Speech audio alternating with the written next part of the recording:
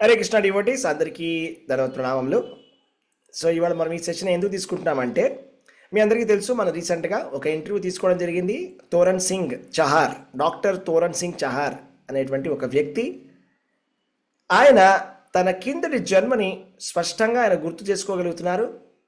ఆయన జన్మ వృత్తాంతం ఏమిటి, కిందటి జన్మలో ఆయనకి ఎటువంటి జ్ఞాపకాలు ఉన్నాయి అనేటువంటి విషయాల్ని మనం తెలుసుకోవడానికి ఆయనతోటి లైవ్ ఇంటర్వ్యూ చేయడం జరిగింది.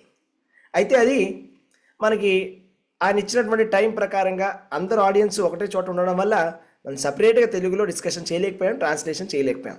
కొంతమంది భక్తులు తెలుగులో ట్రాన్స్లేట్ చేస్తే బాగుంటుంది, తెలుగులో అదే విషయాలని మళ్ళా చర్చించుకుంటే బాగుంటుంది అని చెప్పారు. కాబట్టి మనం ఈ సెషన్ని పెట్టుకోవడం అనేది జరిగింది. సో ఇప్పటి నుంచి ఒక అరగంట సేపు మనం డిస్కస్ చేసుకుందాం.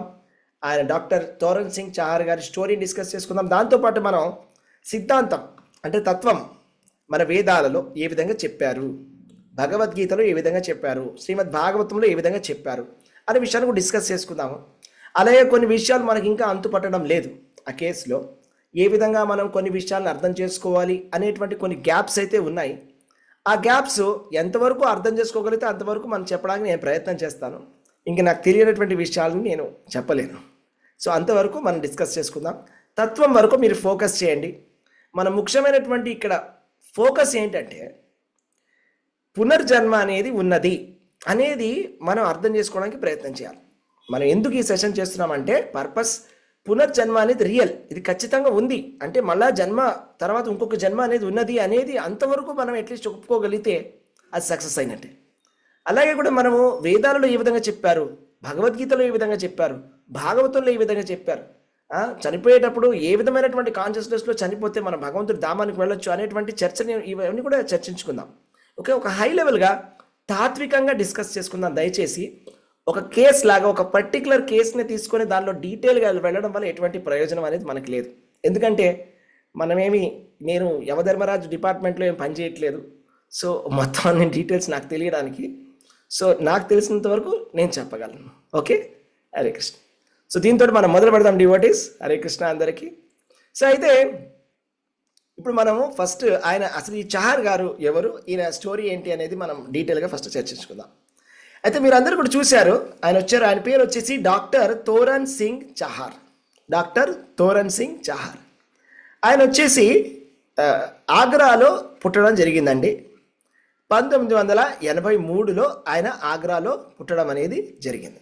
సో ఆయన పుట్టిన తర్వాత ఏం జరిగింది అంటే, ఒక 2 సంవత్సరాలు వచ్చేసరికి అబ్బాయి పిల్లవాడు, జనరల్గా పిల్లలు ఏం మాట్లాడతారు, ఏవో చిన్న చిన్న మాటలు పలుకుతూ ఉంటారు, హలో హాయ్ మమ్మీ డాడీ ఇవి మాట్లాడతారు కదా.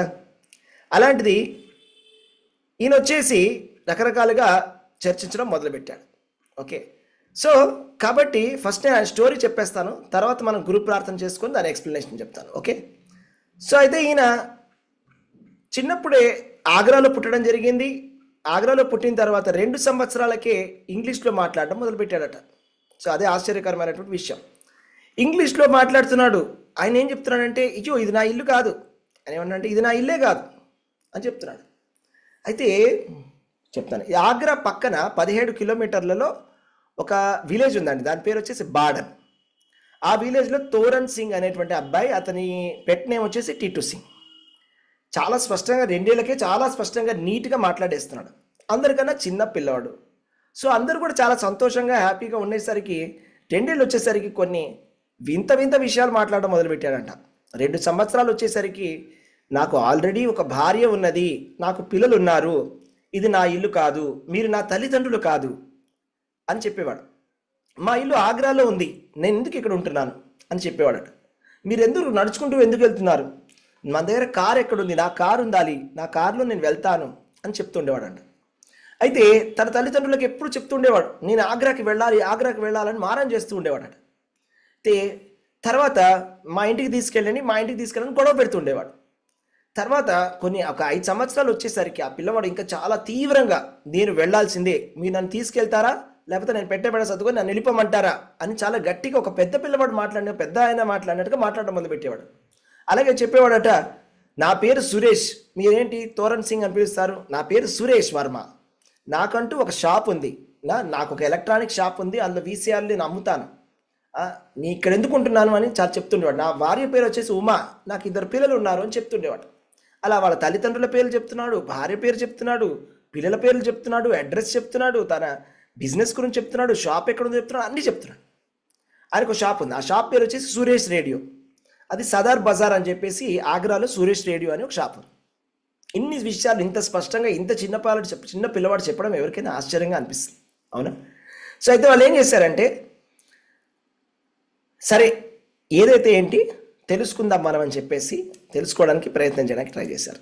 సో ఏం చేశారు, వాళ్ళ పెద్దన్నయ్యని ఆగ్రా పంపించారట. ఆగ్రా పంపించి సరే వెళ్ళి చెక్ చేసుకుంటారా, అక్కడ ఎవరైనా ఉన్నారా, అలా నిజంగానే సురేష్ రేడియో అనే షాప్ ఉందా, ఆ ఫ్యామిలీ ఎవరైనా ఉందా అని చెప్పారట. వెళ్ళి కనుక్కునేసరికి తెలిసి వచ్చిందంట, అవును నిజంగానే అక్కడ సురేష్ అనేటువంటి ఒక మనిషి హత్య చేయబడ్డాడు. ఆయన పేరు సురేష్ వర్మ. ఒకప్పుడు ఆయన అక్కడ ఒక వీసీఆర్ షాప్ నడిపిస్తుండేవాడు. వీసీఆర్స్ టీవీలు అన్నీ అమ్ముకుంటూ ఉంటాడు అనమాట షాప్లో. ఇప్పటికి కూడా అదే షాప్ అలాగే ఉంది అక్కడే. అంటే 1988 గురించి చెప్తున్నాను నేను. సో నేను చెప్పినవన్నీ మ్యాచ్ అవుతున్నాయి. సరే ఇది చాలా ఆశ్చర్యంగా ఉంది అని చెప్పేసి వాళ్ళు ఏం చేశారంటే, సరే ఒక పని చేద్దామని చెప్పేసి వాళ్ళ తల్లిదండ్రులని ఇక్కడికి తీసుకొచ్చారు. ఎవరిని అంటే ఆ ఫ్యామిలీ ఏదైతే ఉందో, ఆగ్రాలో ఉండేటువంటి ఫ్యామిలీ ఏదైతే ఉందో, సురేష్ వాళ్ళ ఫ్యామిలీని అందరినీ కూడా వాళ్ళు ఎక్కడ తీసుకొచ్చారండి, ఈ బాడ్ అనేటువంటి విలేజ్కి తీసుకొచ్చారు. బాడ్ అనేటువంటి విలేజ్ తీసుకొచ్చి సడన్గా వాళ్ళు లోపలికి వచ్చి తలుపు కొట్టారు. తలుపు కొట్టినప్పుడు ఈయన చూసిన వెంటనే పరిగెత్తుకుంటూ వెళ్ళాడు పిల్లవాడు. పరిగెత్తుకుంటూ పిల్లవాడు వెళ్ళి వాళ్ళ తల్లిదండ్రుల్ని ఆయన వాటేసుకున్నాడు. తల్లిదండ్రులను వాటేసుకొని చాలా సంతోషపడ్డాడు. అలాగే తన భార్యను చూసి చాలా సిగ్గుపడ్డాడు. భార్యను చూసి ఆయన ఎలాగైతే ఒక పురుషుడు ఏ విధంగా తన భార్యను చూసినప్పుడు ఏ విధంగా రియాక్ట్ చేస్తాడో ఆ విధంగా రియాక్ట్ చేశాడంట. రియాక్ట్ చేసి అలాగే కూర్చొని తన భార్య వచ్చి ఇక్కడ పక్కన కూర్చో అని చెప్పాడట. సో అందరికి కూడా చాలా ఆశ్చర్యకరంగా అనిపించింది. అయితే అప్పటికి వాళ్ళు కొన్ని ప్రశ్నలను అడిగారు. అయితే వాళ్ళ భార్య పర్టికులర్గా చాలా ప్రశ్నలు అడిగింది. ఏంటంటే మన అకౌంట్ నెంబర్ ఏంటి అంటే అకౌంట్ నెంబర్ చెప్తున్నాడు. అలాగే ఏం జరిగింది అంటే అన్నీ చెప్తున్నాడు. అంటే వాళ్ళిద్దరికి తెలిసిన విషయాలనే కూడా చాలా చెప్తున్నాడు చాలా స్పష్టంగా. అంటే ఆ చనిపోయే రోజు నాడు ఏం జరిగింది అనేది కూడా చెప్పాడు. ఆ రోజు ముందు రోజు వాళ్ళు ఒక మేళాకి వెళ్ళడం జరిగింది. ఆ మేళాలో వాళ్ళు ఏం తిన్నారు, ఎలా తిన్నారు, ఎక్కడ కూర్చొని తిన్నారు అన్నీ చెప్తున్నాడు ఆయన. సో ఈ డీటెయిల్స్ ఇంకెవరికి తెలియడానికి సాధ్యమే లేదు. అంటే అది ఇంపాసిబుల్ ఎవరైనా చెప్పడానికి కూడా. ఇంకా చెప్పాలంటే ఆయన బంగారం ఎక్కడ దాచిపెట్టారనే విషయం కూడా చెప్పాడు. సో వాళ్ళకు ఉన్నటువంటి బంగారాన్ని ఒక చోట వాళ్ళ అన్నగారికో ఎవరికో ఇచ్చి పెట్టాడు, ఎక్కడో దాచిపెట్టాడు, అది కూడా చెప్పేశాడు చివరికి.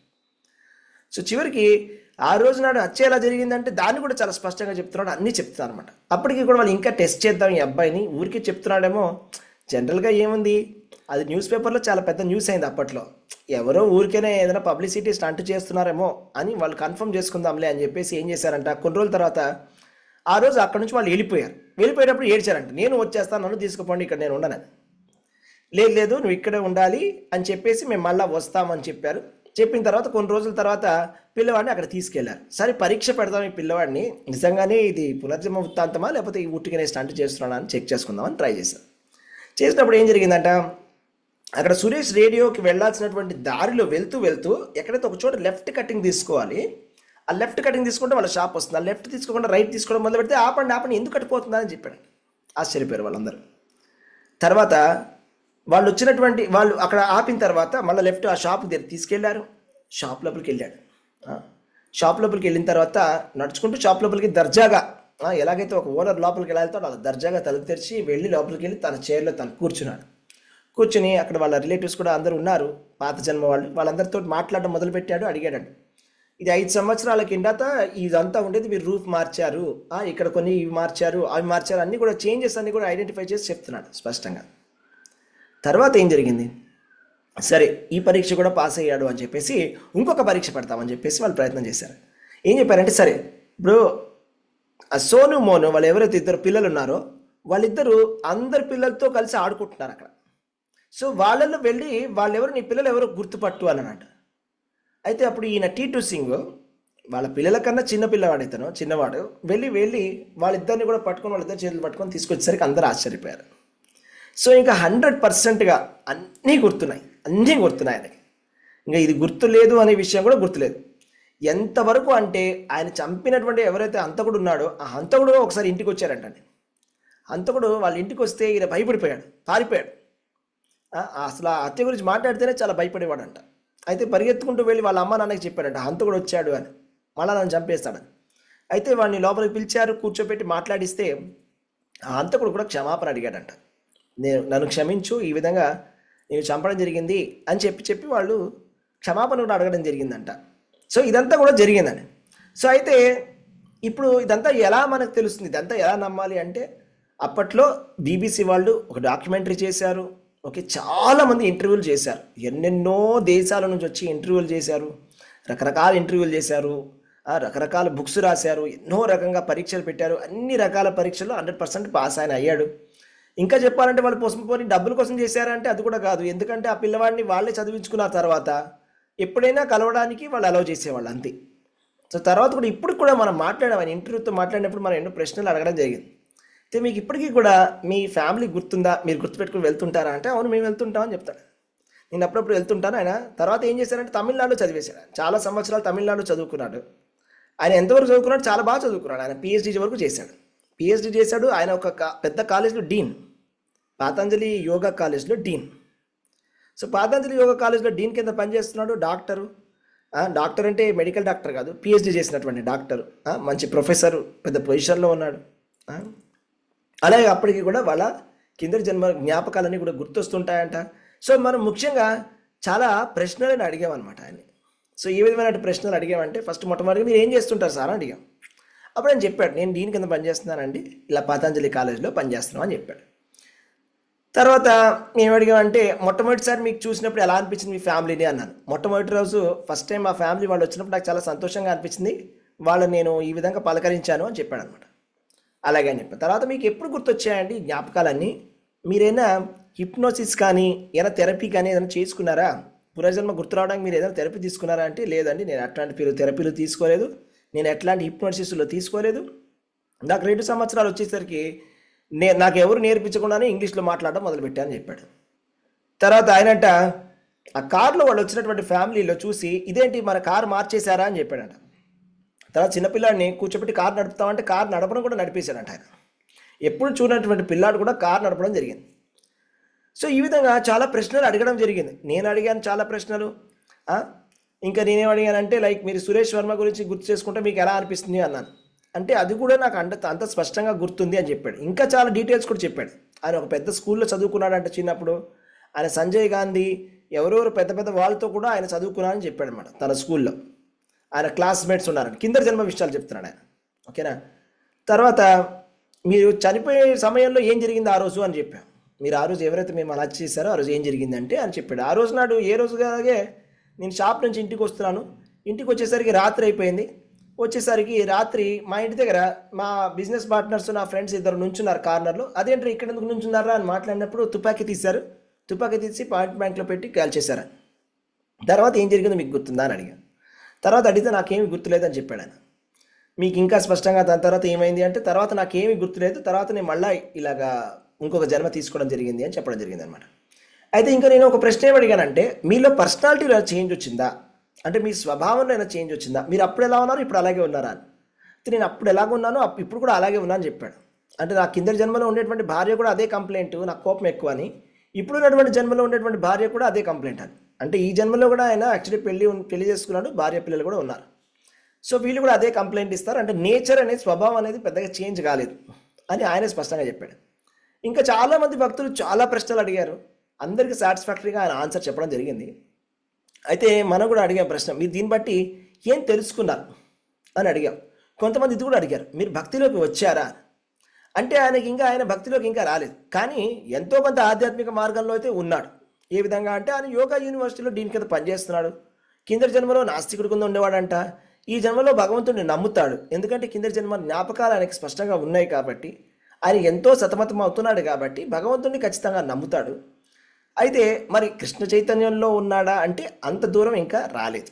ఓకే, సో ఆయనకు ఒక అవకాశం అనేది ఉంది. సో మనం కూడా ప్రయత్నం చేద్దాం. ఆయనకు భగవద్గీతని గిఫ్ట్ కింద పంపిద్దాం. ఆయన చదివితే ఆయన తెలుసుకొని ఒక మంచి భక్తుడు అవ్వాలని మారాలని మనం కోరుకుందాం. చాలామంది అది కూడా అడిగారు, మీరు భక్తులు అయ్యారా ఇప్పుడు ఇది అది అని. లేదు, నేనేం భక్తి మార్గం అంటే నేను పర్టికులర్గా భక్తి అంటే ఇస్కాన్ డివోటీని ఏం కాదు. జనరల్గా నేను దేవుడిని నమ్ముతాను. నేను ఆయన చేసేటువంటి యోగా ఏదైతే ఉందో అవన్నీ కూడా చెప్తాను. పతంజలి యోగా యూనివర్సిటీ అంటే నేను నమ్ముతాను. నేను జీవన్ ముక్తి పొందలేదు కాబట్టి మళ్ళీ పుట్టానని చెప్పాడు. సో ఎంతో కొంత ఆధ్యాత్మికమైన బ్యాక్గ్రౌండ్ అయితే ఆయనకి ఉన్నది ప్రస్తుతానికైతే. అది విషయం. సో ఈ ప్రశ్నలన్నీ అడిగాము. ఇంకా మిగతా వాళ్ళు కూడా చాలా చాలా చాలా చాలా ప్రశ్నలు అడిగారు. ఇంకొక చాలా ఆశ్చర్యకరమైన విషయం ఏం జరిగిందంటే, ఆయన ఒక పుట్టుమచ్చని చూపించాడు కూడా వీడియోలో. ఇలా చూపించాడు ఆయన, మీరు చూసారో లేదు. చూపించినప్పుడు ఏం చూపించారంటే, ఆయన కింద జన్మలో షూట్ చేసినప్పుడు ఆయన బుల్లెట్ ఎక్కడైతే దిగిందో ఆ బుల్లెట్ దిగిన చోటనే సేమ్ పుట్టుమచ్చ కూడా అలాగే వచ్చింది డిట్టోగా. అండ్ ఆ పుట్టుమచ్చ ఇప్పటికీ ఉంది. ఆయన ఇలా చూపిస్తే క్లియర్గా మాకు కనిపించింది కూడా, రైట్. సో కొంతమంది ఆయన కిందటి జన్మల ఫొటోస్ ఉన్నాయా, ఆ ఫోటోకి ఈ ఫోటోకి రిజంబ్లెన్స్ ఉందా అని అడిగారు. అలాంటి రిజంబ్లెన్స్ ఏం లేదు. మరి ఏదో సినిమాలో చూసినట్టుగా కిందటి జన్మలో ఉండే విధంగానే ఉండాలని కోరుకున్నారేమో కొంతమంది అడిగారు అలాగా. బట్ అలా లేడు. అప్పుడు వేరేలాగా ఉన్నారు, ఇప్పుడు వేరేలాగా ఉన్నాడు చూడ్డానికి. కానీ స్వభావం మాత్రం ఒకటే. శరీరం మారింది కానీ స్వభావం ఒకటే. కానీ జ్ఞాపకం అంతా కూడా ఉంది. కిందటి జన్మ జ్ఞాపకాలన్నీ కూడా ఆయనకి ఉన్నాయి. అయితే ఇంకొక ప్రశ్నలు మన డివోటీస్ ఏమడిగారంటే, వీరైనా చాలా మంచి పుణ్యకార్యం చేశారా, ఏం చేశారు, వీరైనా భక్తి చేశారా, ఏం చేశారంటే నేనేం భక్తి చేయలేదు. అయితే కిందటి జన్మలో ఆయన వచ్చేసి స్మగ్లింగ్ యాక్టివిటీస్ ఇవి చేస్తుండేవాడు. స్మగ్లింగ్ అంటే అప్పట్లో ఇవి మన ఎలక్ట్రానిక్స్ ఇంపోర్ట్ బ్యాన్ ఉండిందండి, మీకు తెలుసో తెలీదు. అంటే ఎలక్ట్రానిక్స్ వేరే కంట్రీస్ నుంచి ఇంపోర్ట్ చేయడానికి వీల్లేదు. ఇప్పుడంటే మనం అస్తమానం చైనా నుంచి ఎక్కడి నుంచి అక్కడ మన మొబైల్ ఫోన్స్ అన్నీ ఇంపోర్టెడే. అన్నీ మన ఎలక్ట్రానిక్ డివైసెస్, మన ఏసీ, కూలర్, ఎవ్రీథింగ్ అన్నీ కూడా ఇంపోర్టెడే. కానీ అప్పట్లో ఒక స్ట్రిక్ట్ రూల్స్ ఉండేవి. ఇంపోర్ట్ ఏ చేయకూడదు, అంతా మనమే మ్యానుఫ్యాక్చర్ చేసుకోవాలనేది ఉన్నది. సో అలాంటి టైంలో ఆయన వేరే వేరే దేశాల నుంచి ఎక్కడి నుంచో స్మగిల్ చేసేవాడు. చాలా డబ్బులు సంపాదించాడు. 28 సంవత్సరాలు చనిపోయే సమయానికి ఆయన ఏజ్ వచ్చేసి 28 ఇయర్స్ అంతే. 28 ఇయర్స్కి ఆల్రెడీ పెళ్ళి అయిపోయింది, 2 పిల్లలు కూడా ఉన్నారు. అదే ఆయన పరిస్థితి. సో అయితే అందరికీ ఎటువంటి అనుమానాలు వచ్చాయంటే భక్తులకి, మరి మీరేమి భక్తి చేయకుండా మీకు ఎలా గుర్తుంది అని. ఆయన చెప్పినటువంటి సమాధానం ఏంటంటే, నేను అర్ధాంతరంగా చనిపోయాను కాబట్టి, నా ఆయుష్ కంప్లీట్ అవ్వకుండా నేను చనిపోయాను కాబట్టి మళ్ళా నాకు భగవంతుడు ఇంకొక అవకాశాన్ని ఇచ్చాడు అని ఆయన ఎక్స్ప్లెనేషన్ చెప్పడం జరిగింది. నాకు ఇంకా జీవన్ముక్తి రాలేదు కాబట్టి అర్ధాంతరంగా అకాల మృత్యువుని చెందడం వల్ల ఈ విధంగా నాకు ఇచ్చాడు అని. కానీ ప్రచారాలు అవుతుందా, థియరీ మనకి మ్యాచ్ అవుతుందా అనేది మనం తర్వాత డిస్కస్ చేసుకుందాం. సో తర్వాత ఇంకొక ప్రశ్న నేను అడిగాను. అయితే మిమ్మల్ని చంపినటువంటి హంతకుల్ని మీరు పట్టించారా అని అడిగాను. ఎందుకంటే మన న్యూస్ పేపర్లో ఏమని ఉందంటే, ఆయన వచ్చిన జన్మలు మళ్ళీ పిల్లవాడి కింద పుట్టినప్పుడు, టీటూ సింగ్ కింద పుట్టినప్పుడు, అప్పుడు తన హంతకుల్ని ఆయన గుర్తుపట్టి, అప్పుడు కోర్టులో వాళ్ళు కేసేసి, అప్పుడు వాళ్ళు గుర్తుపట్టి, అప్పుడు వాళ్ళని శిక్షించారని చెప్పాడు. నేను అనేటప్పుడు ఇదంతా తప్పు, అదంతా రాంగ్గా స్ప్రెడ్ చేస్తున్నారు జనాలు, ఊరికైనా మసాలా న్యూస్ లాగా ఉంటుందని చెప్పారు, కానీ అది రియాలిటీ కాదు. ఏ రోజైతే సురేష్ వర్మని చంపడం జరిగిందో ఆ రోజే వాళ్ళు పట్టుబడ్డారు. వాళ్ళు పట్టుబడ్డ తర్వాత వాళ్ళకి పడాల్సినటువంటి శిక్ష వాళ్ళకి పడింది అని చెప్పారు. 8 సంవత్సరాలు వాళ్ళకి జైలు శిక్ష అనేది వాళ్ళకి విధింపబడింది. అప్పట్లో వాళ్ళు ఇచ్చినటువంటి జడ్జిమెంట్ ఇచ్చారు. సో మరి తర్వాత వాళ్ళు ఏం చేశారు, మిమ్మల్ని ఎందుకు చంపారనే ప్రశ్న నేను అడిగాను. ఆయన అడిగారు, ఇప్పుడు అది ఎందుకు చంపారు అనే విషయాన్ని నేను చెప్పడం అనేది పబ్లిక్లో కరెక్ట్ కాదు అని చెప్పాడు. చూడండి, పాపం ఆయన మంచితనాన్ని మనం మెచ్చుకోవాలి. ఎందుకంటే ఆయన ఏమంటారంటే, ఇంతకుముందు చంపినటువంటి వాళ్ళు ఇప్పుడు వాళ్ళు ఏం చేశారు, ఎందుకు అన్ని డీటెయిల్స్ నేను చెప్తే పబ్లిక్లో వాళ్ళకి కేసు అయిపోతుంది. వాళ్ళని మళ్ళా అరెస్ట్ చేస్తారో ఏం చేస్తారో ఏంటో. వాళ్ళది అయిపోయింది, ఏదో అయిపోయింది. వాళ్ళు పశ్చాత్తాపడ్డారు, నేను ముందుకు వచ్చేసాను ప్రస్తుతానికి. సో ఇంకా దాని గురించి ఆలోచించడం వేస్ట్, పబ్లిక్లో ఈ చర్చ చేయడం అనేది కరెక్ట్ కాదు అని చెప్పాడు. సో దాని నుంచి మనం నిజంగానే మెచ్చుకోవాలి. అంటే ఆయన కింద జన్మల్లో ఆయన చంపేసినటువంటి వాళ్ళని కూడా ఆయన క్షమించేశాడు అనే విషయంని మనం అప్రిషియేట్ చేయాలి డెఫినెట్గా. ఆయనకి ఎటువంటి ద్వేషం కానీ, వాళ్ళపైన పగ కానీ ఎటువంటిది కూడా లేదు. అది చాలా అద్భుతమైన విషయం. తర్వాత ఆయన మీకు మరి చిన్నతనం మీకు అంతా ఎలా ఉండింది అని అడిగాం ప్రశ్న. మీకు ఎలా ఉండిందంటే చాలా చాలా చాలా కష్టంగా ఉండేదని చెప్పాడు. ఎందుకంటే ఆల్రెడీ ఆయన సతమతం అవుతున్నాడు 2 రియాలిటీస్ తోటి. ఒకటేమో ఆయన ఉన్నటువంటి ప్రస్తుతం ఉన్నటువంటి శరీరము, ఇంకొకటి కింద జన్మలో ఉన్నటువంటి శరీరం. కింద జన్మలో ఉన్నటువంటి శరీరంలో ఉండే జ్ఞాపకాలు అన్నీ పక్కాగా ఉన్నాయి. ఈ జన్మలో ఉన్నటువంటి రియాలిటీ కూడా యాక్సెప్ట్ చేయాలి కాబట్టి చాలా సతమతమవుతూ ఉండేవాడు. అలాగే అది సరిపోనట్లుగా ఈ మీడియా అటెన్షన్, ప్రతిరోజు 2-3 గంటలు ఇంటర్వ్యూలు చేసేవాళ్ళంట. చిన్న పిల్లవాడిని కూర్చోపెట్టేసి రోజుకి 2-3 గంటలు, అసలు అన్ని దేశాల నుంచి అందరు రిపోర్టర్స్ వచ్చి ఆయన ఊరికి వచ్చేసి రోజుకి 2 గంటలు అడిగిన ప్రశ్న మళ్ళీ అడిగి అలా విసిగించేశారు ఆయన బాగా. అది కూడా చిన్నప్పుడు. సో దానివల్ల చాలా ఇబ్బంది అయింది నాకు చిన్నప్పుడు అని చెప్పాడు. అలా చాలాసార్లు. అయితే మరి ఇప్పుడు కూడా మిమ్మల్ని ఎలాగే విసిగిస్తుంటారా అని అడిగాం ప్రశ్న. మీరు ఇప్పుడు స్కూల్లో టీచర్ కింద పని చేస్తున్నారు కదా సార్, మీకు ఇప్పుడు కూడా విసిగిస్తున్నారంటే, లేదండి మా స్టూడెంట్స్ ఎవరు విసిగించారు నన్ను. ఎవరైనా ఏదైనా స్పెసిఫిక్గా క్వశ్చన్ అడిగితే నేను వాళ్ళకి ఏం చెప్తానంటే, యూట్యూబ్లో నా వీడియోస్ చూసుకోమని. ఇప్పుడు కూడా మీరు యూట్యూబ్లో టీటీసీ కానీ కొడితే మీకు చాలా వీడియోస్ వస్తాయి అందులో, ఇంకా డీటెయిల్ స్టోరీ మొత్తం అంతా ఏం జరిగింది, లేకపోతే ఆయన పాడ్కాస్ట్లు రకరకాలు ఉన్నాయి, అది చూస్తే మనకు తెలుస్తుంది. సో నేను వాళ్ళకి అదే చెప్తాను, మీరు చూడండి, మీకు ఏమైనా డౌట్స్ ఉంటే అడగండి అని. సో ఆ డౌట్స్ అని వాళ్ళు అడుగుతారు. సో మనకు కావాల్సిన ఇన్ఫర్మేషన్ భక్తుల కింద మనకి కొంతవరకే దొరికింది, 100% ఇన్ఫర్మేషన్ దొరకలేదు. మనకేంటి ఇంట్రెస్ట్ అంటే చనిపోయిన తర్వాత ఏం జరిగింది, ఎక్కడికి వెళ్ళారు, వీళ్ళైనా వేరే లోకాలకైనా వెళ్ళారా, లేకపోతే ఆ జర్నీ అయినా గుర్తుందా, ఇలాంటి ప్రశ్నలన్నీ మనకు ఇంట్రెస్ట్ ఉంటుంది. బట్ అలాంటివి ఏవి ఆయనకి జ్ఞాపకంలో లేవు. ఇంకొకటి, ఆయన 1983లో ఆగస్టు 28వ తారీఖు నాడు 28 సంవత్సరాలు ఉన్నటువంటి సురేష్ వర్మ హత్య చేయబడ్డాడు. తర్వాత ఈయన పుట్టుక వచ్చేసి డిసెంబర్ 11, 1983, అంటే హార్డ్లీ 100 రోజులు కూడా లేదు. ఆ 100 రోజుల గ్యాప్లోనే పుట్టడం జరిగింది. సో కాబట్టి మనందరికీ కూడా ఒక అనుమానం అనేది వ్యక్తమైంది, ఏంటంటే ఏ విధంగా ఇప్పుడు మనం అనుకున్న ప్రకారం 100 రోజుల్లో ఎలా వచ్చాడు లోపలికి అనేది ఒక మిస్టరీ. ఇప్పటికీ కూడా మనకు అది సాల్వ్ అవ్వలేదు. నేనైతే కనుక మా గురువు గారికి లెటర్ రాసి ఇదే ప్రశ్న అడిగాను, నాకు ఇంకా సమాధానం రాలేదు.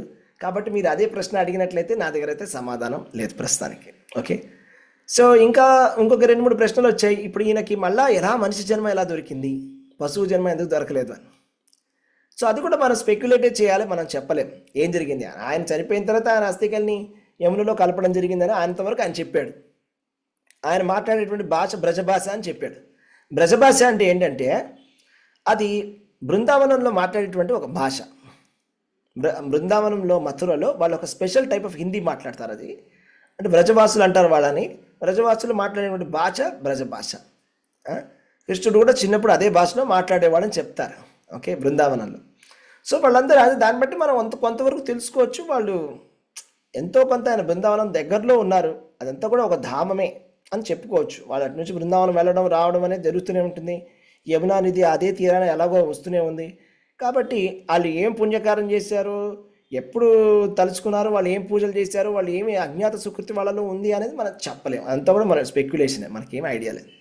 ఓకే, సో ఇంతవరకు ఓకే, ఇది పక్కన పెడదాం. ఇప్పటివరకు మనకి స్టోరీ తెలిసింది. ఓకే, ఇప్పుడు మనం మన క్లాస్కి వద్దాం.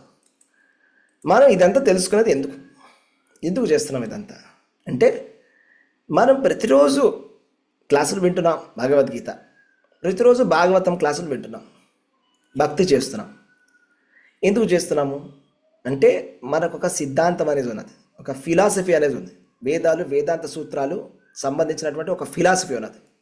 ఆ భగవద్గీతలో శ్రీకృష్ణ భగవానుడు చెప్పినటువంటి ఒక ఫిలాసఫీ ప్రకారంగా మనము ఈ జన్మలో మనము చక్కగా సుకృతి సంపాదించినట్లయితే, చక్కగా భగవంతుడి భజన చేసినట్లయితే, మనము మళ్ళా పుట్టకుండా ఉండడానికి మనం చేయాల్సినటువంటి ప్రయత్నం అంతా కూడా మనం చేస్తున్నాం. ఇందుకోసమని మనం భక్తిలో మనం చేసేది భగవంతుని సంతృప్తి పరుస్తున్నాం, భక్తి చేస్తున్నాము, భగవంతుడి ధామానికి వెళ్ళడానికి అన్ని ప్రయత్నాలన్నీ చేస్తున్నాం. అవునా?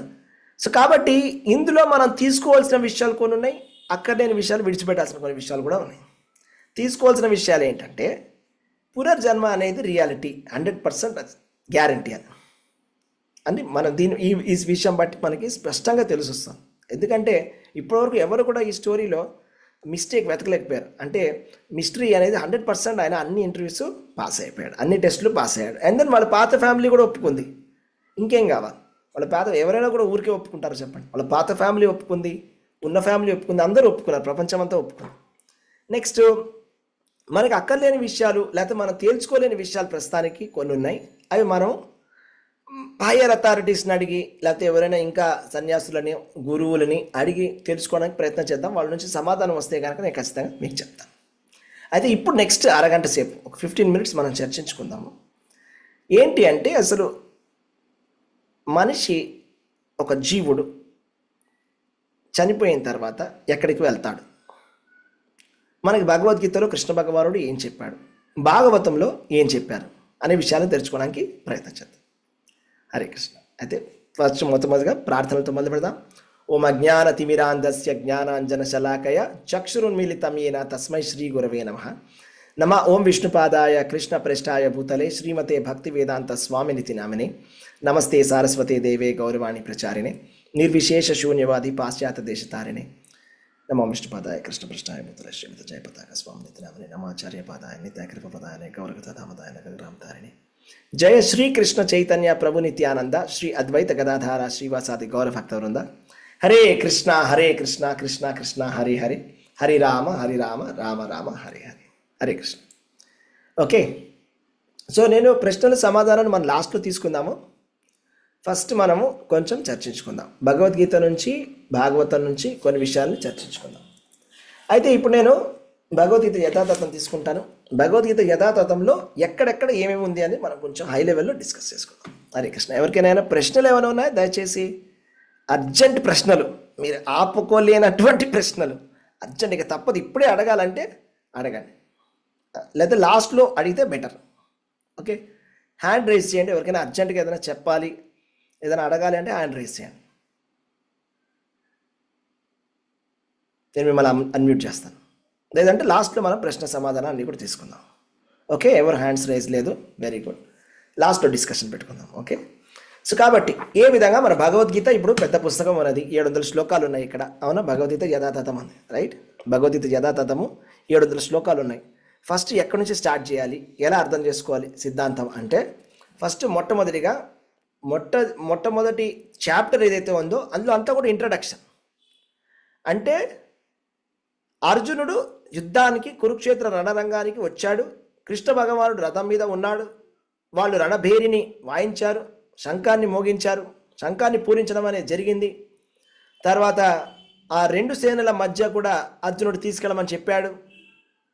అర్జునుడు చూశాడు ఎదురుకుండా తన గురువులని, బంధువులని, భీష్ముడిని, ద్రోణాచార్యుని చూసిన తర్వాత నేను యుద్ధం చేయను అని ఒక ఆర్గ్యుమెంట్ మొదలుపెట్టాడు.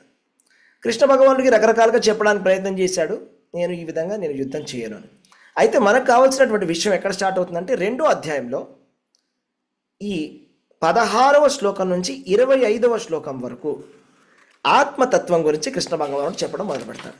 మొట్టమొదటిగా ఎప్పుడైతే అర్జునుడు నేను నీ శిష్యుణ్ణి, దయచేసి నాకు శ్రేయస్కరమైనటువంటి విషయాన్ని తెలియచేయండి అని ఎప్పుడైతే శరణాగతి పొందుతాడో, ఎప్పుడైతే కృష్ణ భగవానుడిని ఆయన గురువు కింద స్వీకరిస్తాడో, వెంటనే శ్రీకృష్ణ భగవానుడు అద్భుతంగా ఆత్మతత్వం గురించి చెప్పడం మొదలుపెట్టాడు.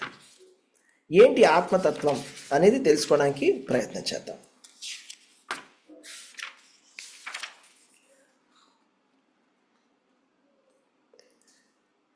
పదహారో శ్లోకం.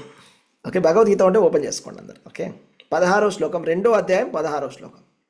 నాసతో విద్యతే భావో నాభావో విద్యతే సతః ఉభయోరపి దృష్టోంతస్ అనయోస్తత్వదర్శిభిః. అసత్తుకు అంటే భౌతిక దేహము ఉనికి లేనిది లేదని, నిత్యమైనది ఆత్మ మార్పు చెందనదని సత్యద్రష్టులు నిశ్చయించి ఉండిరి.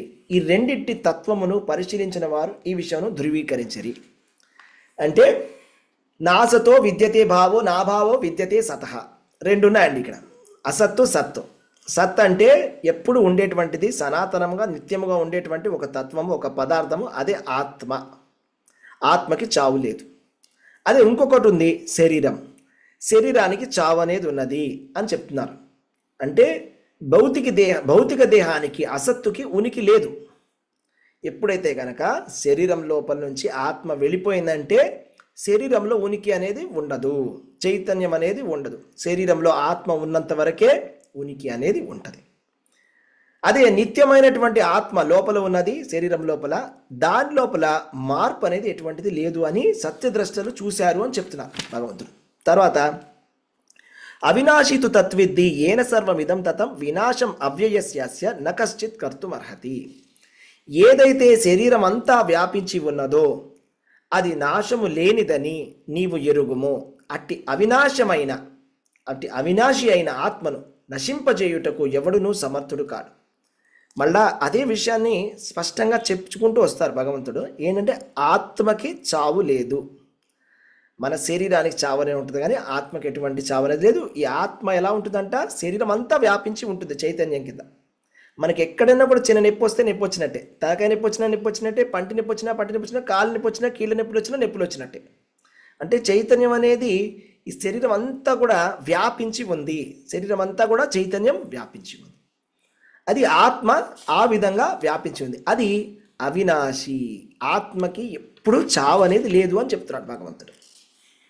అంతవంత ఇమే దేహ నిత్యశోక్త శరీరణ అనాశినో అప్రమేయస్య తస్మాత్ యుజ్యస్వ భారత. నాశము లేనట్టి, అపారమైనట్టి, శాశ్వతమైనట్టి జీవాత్మ యొక్క భౌతిక దేహము తప్పక నశించియే తీరును. కనుక ఓ భారత వంశీయుడా నీవు యుద్ధం చెయ్యము. అంటే ఈ జీవాత్మ నాశనము లేనటువంటిది, కానీ జీవాత్మకు ఒక శరీరాన్ని ఇవ్వబడినది. ఆ శరీరానికి తప్పక నశించి తీరుతుంది. అది ఏదో ఒక రోజు పోవాల్సిందే. అది పోయేటప్పుడు దాన్ని సద్వినియోగం చేసుకోవడం మేలు. ఇప్పుడు ఎలాగో పోయేటువంటి శరీరాన్ని దుర్వినియోగం చేసుకునే బదులు సద్వినియోగం చేసుకోవడం చాలా మేలు. ఎందుకు? కృష్ణ భగవానుడు అందుకోసం యుద్ధం చేయమని చెప్తున్నారు. యుద్ధం ఎందుకు చేయమంటున్నారంటే, ఎవరైతే ధర్మయుద్ధంలో సైనికులు ధైర్యంగా పారిపోకుండా, వెనుతిరిగి పారిపోకుండా యుద్ధంలోనే ఉంటూ వీరమరణం చెందుతారో వాళ్ళకి ఎలాంటి గతి పొందుతారంటే, ఎవరైతే బ్రహ్మచారులు, ఊర్ధ్వరేతస్కులైనటువంటి బ్రహ్మచారులు, అంటే వాళ్ళు బ్రహ్మచర్యాన్ని పాటిస్తూ యోగ మార్గం ద్వారా వాళ్ళు శరీరాన్ని పెట్టినప్పుడు పైలోకాలకు వెళ్తారంట. ఎక్కడ? స్వర్గలోకం పైన ఉన్నటువంటి తపోలోకము, మహర్లోకము, జనలోకం అని. ఆ లోకాలలో ఎన్నో వేల సంవత్సరాల ఆయుష్ అనేది ఉంటుంది. మీరు చూసినట్లయితే మనం చూసాం, మహర్లోకంలో ఎన్నో లక్షల సంవత్సరాల ఆయుష్, కోట్ల సంవత్సరాల ఆయుష్. 15 అదే మనం చూస్తాము సత్యలోకంలో అంట 15,48,48 లక్ష కోట్ల సంవత్సరాలు అక్కడ బతకవచ్చు. మనం ఎన్నో వేల కోట్ల సంవత్సరాల గురించి మాట్లాడుతున్నాం. అన్ని సంవత్సరాలు అక్కడ బతికి ఉంటారు వాళ్ళు. అలాంటి లోకాలకి ఎవరైతే ఒక సైనికుడు వీరమరణం చెందుతాడో, ధైర్యంగా పోరాడుతూ అతను వెళ్ళగలడు. కాబట్టి భగవంతుడు ఏమన్నా అంటే, ఎలాగో శరీరము పడిపోవాల్సిందే, దాన్ని ఇలాంటి ఒక మంచి అవకాశం వచ్చినప్పుడు యుద్ధంలో నీ ధర్మాన్ని నువ్వు పాటిస్తూ నువ్వు శరీరం విడిచిపెడితే అదే మంచిది అని. మనం మంచి అంటే ఎప్పుడు ఏమో అనుకుంటాం, ఈ జన్మలో ఇప్పుడు మంచిగా ఉంటే మంచిగా ఉన్నట్లని. మనకి ఎందుకంటే ముందు ఏమున్నదని మనకు తెలియదు కాబట్టి. ఓకే, తర్వాత ఏనం వేత్తి హంతారం యశ్చైనం మన్యతే హతం ఉభౌతౌ న విజానీయం నాయం హంతి నాణ్యతే. జీవుడు చంపువాడు కానీ చంపబడువాడు కానీ తలుచు ఇరువురును అజ్ఞానులే. ఎందుకనగా ఆత్మ చంపదు మరియు చంపబడదు. ఇప్పుడు ఒక చేప ఇంకో చేపను తింటుంది. ఇప్పుడు పెద్ద చేప చిన్న చేపని తిని మింగింది. అయితే ఇప్పుడు ఈ చేప ఈ రెండు చేపని చంపిందే అంటే, మీరు జ్ఞాన దృష్టితో చూసినట్లయితే ఎవరు అంతగురు కాదు, ఎవరు చావడం లేదు, ఎవరు చంపడం లేదు. అంటే ఇది భౌతికమైన వ్యావహారికమైన దృష్టి కాదండి, తప్పుగా అనుకోవద్దు. వ్యావహారికమైన దృష్టిలో ఖచ్చితంగా ఎవరైనా ఎవరిని చంపితే ఇతడు హంతకుడు, అతడు హత్య చేయబడిన వాడని చెప్తాం. అది వ్యావహారికం. ఇది తాత్వికమైనటువంటి దృష్టిలో చూసినట్లయితే ఆత్మ ఇంకొక ఆత్మని చంపడానికి వీల్లేదు. ఒక శరీరం ఇంకొక శరీరాన్ని చంపవచ్చే కానీ ఒక ఆత్మ ఇంకొక ఆత్మని చంపడానికి వీలు లేదు. ఎందుకంటే ఆత్మకి చావు లేదు. దాన్ని ఇంకా స్పష్టంగా కృష్ణ భగవానుడు చెప్తాడు. నజాయతే మ్రియతే వా కదాచిన్ నాయం భూత్వా భవితా వా నా భూయ అజో నిత్య శాశ్వతోయం పురాణో నహన్యతే నహన్యమానే శరీరే. ఆత్మకు ఎన్నడూ జననము కానీ మరణము కానీ లేదు. ఆత్మ జన్మించలేదు, జన్మించదు, జన్మించబోదు. అది జన్మరహితము, నిత్యము, శాశ్వతము, పురాతనము. దేహము చంపబడినను అట్టి ఆత్మ చంపబడదు. ఎంత బాగా చెప్పారు చూడండి, ఎంత బాగా చెప్పారు. అంటే చూడండి, ఆత్మ జన్మించలేదు, జన్మించదు, జన్మించబోదు. ఆత్మకి జన్మ అనేది లేదు. ఇంతకుముందు అంటే భూతకాలంలో అది ఎప్పుడో పుట్టిందా? పుట్టలేదు. వర్తమాన కాలంలో పుడుతుందా? పుట్టదు. భవిష్యత్తులో పుడుతుందా? పుట్టదు. దానికి జన్మ అనేదే లేదు. జన్మరహితము, నిత్యము, శాశ్వతము. దేహమే చంపబడుతుందే కానీ ఆత్మకి చావు లేదు. మనం అందరం ఎవరు అంటే మనం ఆత్మలము. ఆత్మకి చావు లేదు. కానీ మాకు తెలియడం లేదేంటి అని అంటాం. మన నిజమే, కరెక్టే. మనకు ఆ రియలైజేషన్ లేదు, ఒప్పుకుంటాం. ఆ రియలైజేషన్ రావడానికే ఈ భక్తి మార్గం అనేది ఉన్నది. ఆ ఆత్మతత్వం అనేటువంటి అనుభూతి రావాలి అంటే కృష్ణ భక్తి చేయాలి. ఎప్పుడైతే మన దేహాత్మ బుద్ధి విడిచిపెడతామో, విడిచిపెట్టడం అంటే అదేదో ఊరికినే పోయేది కాదు. దేహాత్మ బుద్ధి పోవడం అంటే అనర్థ నివృత్తి, విముక్తి. అది రావాలంటే మనం చక్కగా భగవంతుడి భక్తిని మంచిగా చేస్తే నిదానంగా నిదానంగా నిదానంగా ఆ దేహాత్మ బుద్ధి వెళ్ళిపోతుంది. ఎలాగైతే ఇప్పుడు ఒక కొబ్బరి ఉందని, కొబ్బరికాయ అంటుకొని ఉంటుంది లోపల అని మీరు విరగొడితే కొబ్బరికాయ గట్టిగా అంటుకొని ఉంటుంది. మీరు దాన్ని ఎండబెట్టారనుకోండి చాలాసేపు, ఇప్పుడు ఏమైపోతుంది, లోపల డొల్లలాగా ఆ లోపల ఉండేటువంటిది ఏదైతే ఉందో పదార్థము అది బయట ఉండేటువంటి కవర్ని వదిలేస్తుంది, అది ఎండలో పెట్టడం వల్ల. అలాగే ఇప్పుడు మన పరిస్థితి ఎలా ఉందంటే, ఒక పచ్చిగా ఉండేటువంటి కొబ్బరికాయ ఎలా అయితే గట్టిగా అంటుకొని ఉందో దాని చుట్టూ కవర్కి, అలా ఉంది మన పరిస్థితి. అంటే నేనే దేహాన్ని అనే ఆత్మ అంటుకొని ఉంది ప్రస్తుతానికి. అలాంటి ఒక కండిషన్ సోల్, మన కండిషన్ సోల్ అంటే బద్ధమైనటువంటి ఒక పరిస్థితిలో ఉన్నాం. సేమ్ ఆ పచ్చి కొబ్బరికాయలాగా ఉన్నాం, ఆ ఎండు కొబ్బరికాయలాగా అవ్వాలి. అది అవ్వాలి అంటే సమయం పడుతుంది, దాని భక్తి చాలా చక్కగా చేయాలి. ఓకే, అందుకోసమనే ఆ రియలైజేషన్ మనకు లేదు. కాకపోతే లేకపోతే ఎవరైనా కూడా మన ఛాలెంజ్ చేసి అడగచ్చు, అంటే మనం గిచ్చారనుకోండి మీకు నొప్పేదా? నొప్పేస్తుంది. ఎందుకు ఏదు? ఖచ్చితంగా వేస్తుంది. ఎందుకంటే ఇప్పుడు మనం ఉన్న పరిస్థితి థియరీ, ఇది నిజమే, మన ఆత్మ శరీరం కాదు అనేది విషయమే. కానీ మనం ప్రస్తుతానికి ఆ అనుభూతిలో లేము. ఆ అనుభూతి రావడానికే మనం ప్రయత్నం చేస్తున్నాము. ఎవరైతే మంచిగా భక్తి చేస్తారో, తీవ్రంగా భక్తి చేస్తారో, ఎలాగైతే ఆ పచ్చి కొబ్బరికాయ ఎలాగైతే ఊడిపోయిందో అలాగా మనం కూడా ఆ దేహాత్మ బుద్ధి అనేటువంటి బుద్ధి ఆధ్యాత్మికంగా మారిపోతుంది. చూద్దాం. వేదా వినాశినం నిత్యం ఏనం అజం అవ్యయం కథం స పురుష పార్థ కం ఘాతయతి హంతికం. ఓ పార్థ, ఆత్మ నాశము లేనిదియో నిత్యమైనది అని, పుట్టుక లేనిదని క్షయము లేనిదని ఎరిగిన వ్యక్తి ఎవరైనను ఎట్లు చంపును, లేదా ఎట్లా చంపించును. అంటే ఆత్మకి నాశనం లేదు, భగవంతుడు చెప్తున్నాడు. నిత్యమైనది, పుట్టుక లేదు, చావు లేదు, క్షయం అనేది లేదు. మరి ఎవరైనా కూడా ఎవరు చంపగలరు అనేది ప్రశ్న. కృష్ణుడు అడుగుతున్నాడు, అది ఎలా సాధ్యం? నువ్వు చంపుతాను అంటున్నావు, ఎవరిని చంపుతున్నావు? ఎవరు చచ్చిపోతున్నారు? చంపేవాడెవరు, చనిపోయేవాడని అని కృష్ణ భగవానుడు తాత్వికమైన దృష్టితో చెప్తున్నాడు. కాకపోతే ఇక్కడ ఒక తెలుసుకోవాల్సిన విషయం ఏంటంటే, దీన్ని మనం మిస్యూజ్ చేసుకోవడానికి వీల్లేదు. ఎలాగైతే మనము అర్థమైందండి, అలాగైతే ఎవరు చంపేవాడు లేడు, చచ్చేది ఎవరు లేరు, కాబట్టి మనం ఇప్పుడు ఏదైనా జీవిని చంపి నేను తినవచ్చా అంటే అది అలౌడ్ కాదు, అది కరెక్ట్ కాదు. ఎందుకంటే వేదంలో ఏం చెప్పారంటే హింస చేయరాదు అని వేదం చెప్తుంది. కానీ మరి కృష్ణ భగవానుడు హింస చేయమని చెప్తున్నాడే అంటే, హింస చేయవలసినటువంటి చోట చెయ్యాలి. ఎక్కడైతే ధర్మబద్ధమైనటువంటి హింస ఉంటుందో అక్కడ మాత్రమే చేయాలి. అది కూడా పైన వాళ్ళు ఇచ్చినటువంటి గురువు యొక్క ఆదేశం, అది కృష్ణ భగవానుడు ఇచ్చిన ఆదేశం, భగవంతుడి యొక్క ఆదేశం. అంటే ఒక యుద్ధములో, రణరంగంలో ఒక సైనికులు ఒకళ్ళ ముందు ఒకళ్ళు నుంచున్నట్లయితే, ఇద్దరు రెడీగా ఉన్నట్లయితే, ఇద్దరి చేతిలో అస్త్రాలు ఉన్నట్లయితే, వాళ్ళు తయారుగా ఉన్నప్పుడు వాళ్ళు ఒకళ్ళ పట్ల ఒకళ్ళు హింస చేసుకోవచ్చు. ఎందుకు? వాళ్ళ దేశాన్ని సంరక్షించుకోవడానికి, వాళ్ళ ధర్మాన్ని సంరక్షించుకోవడానికి వాళ్ళు చేయవచ్చు. కానీ ఊరికేనే ఎవరిని కూడా హింసించకూడదు.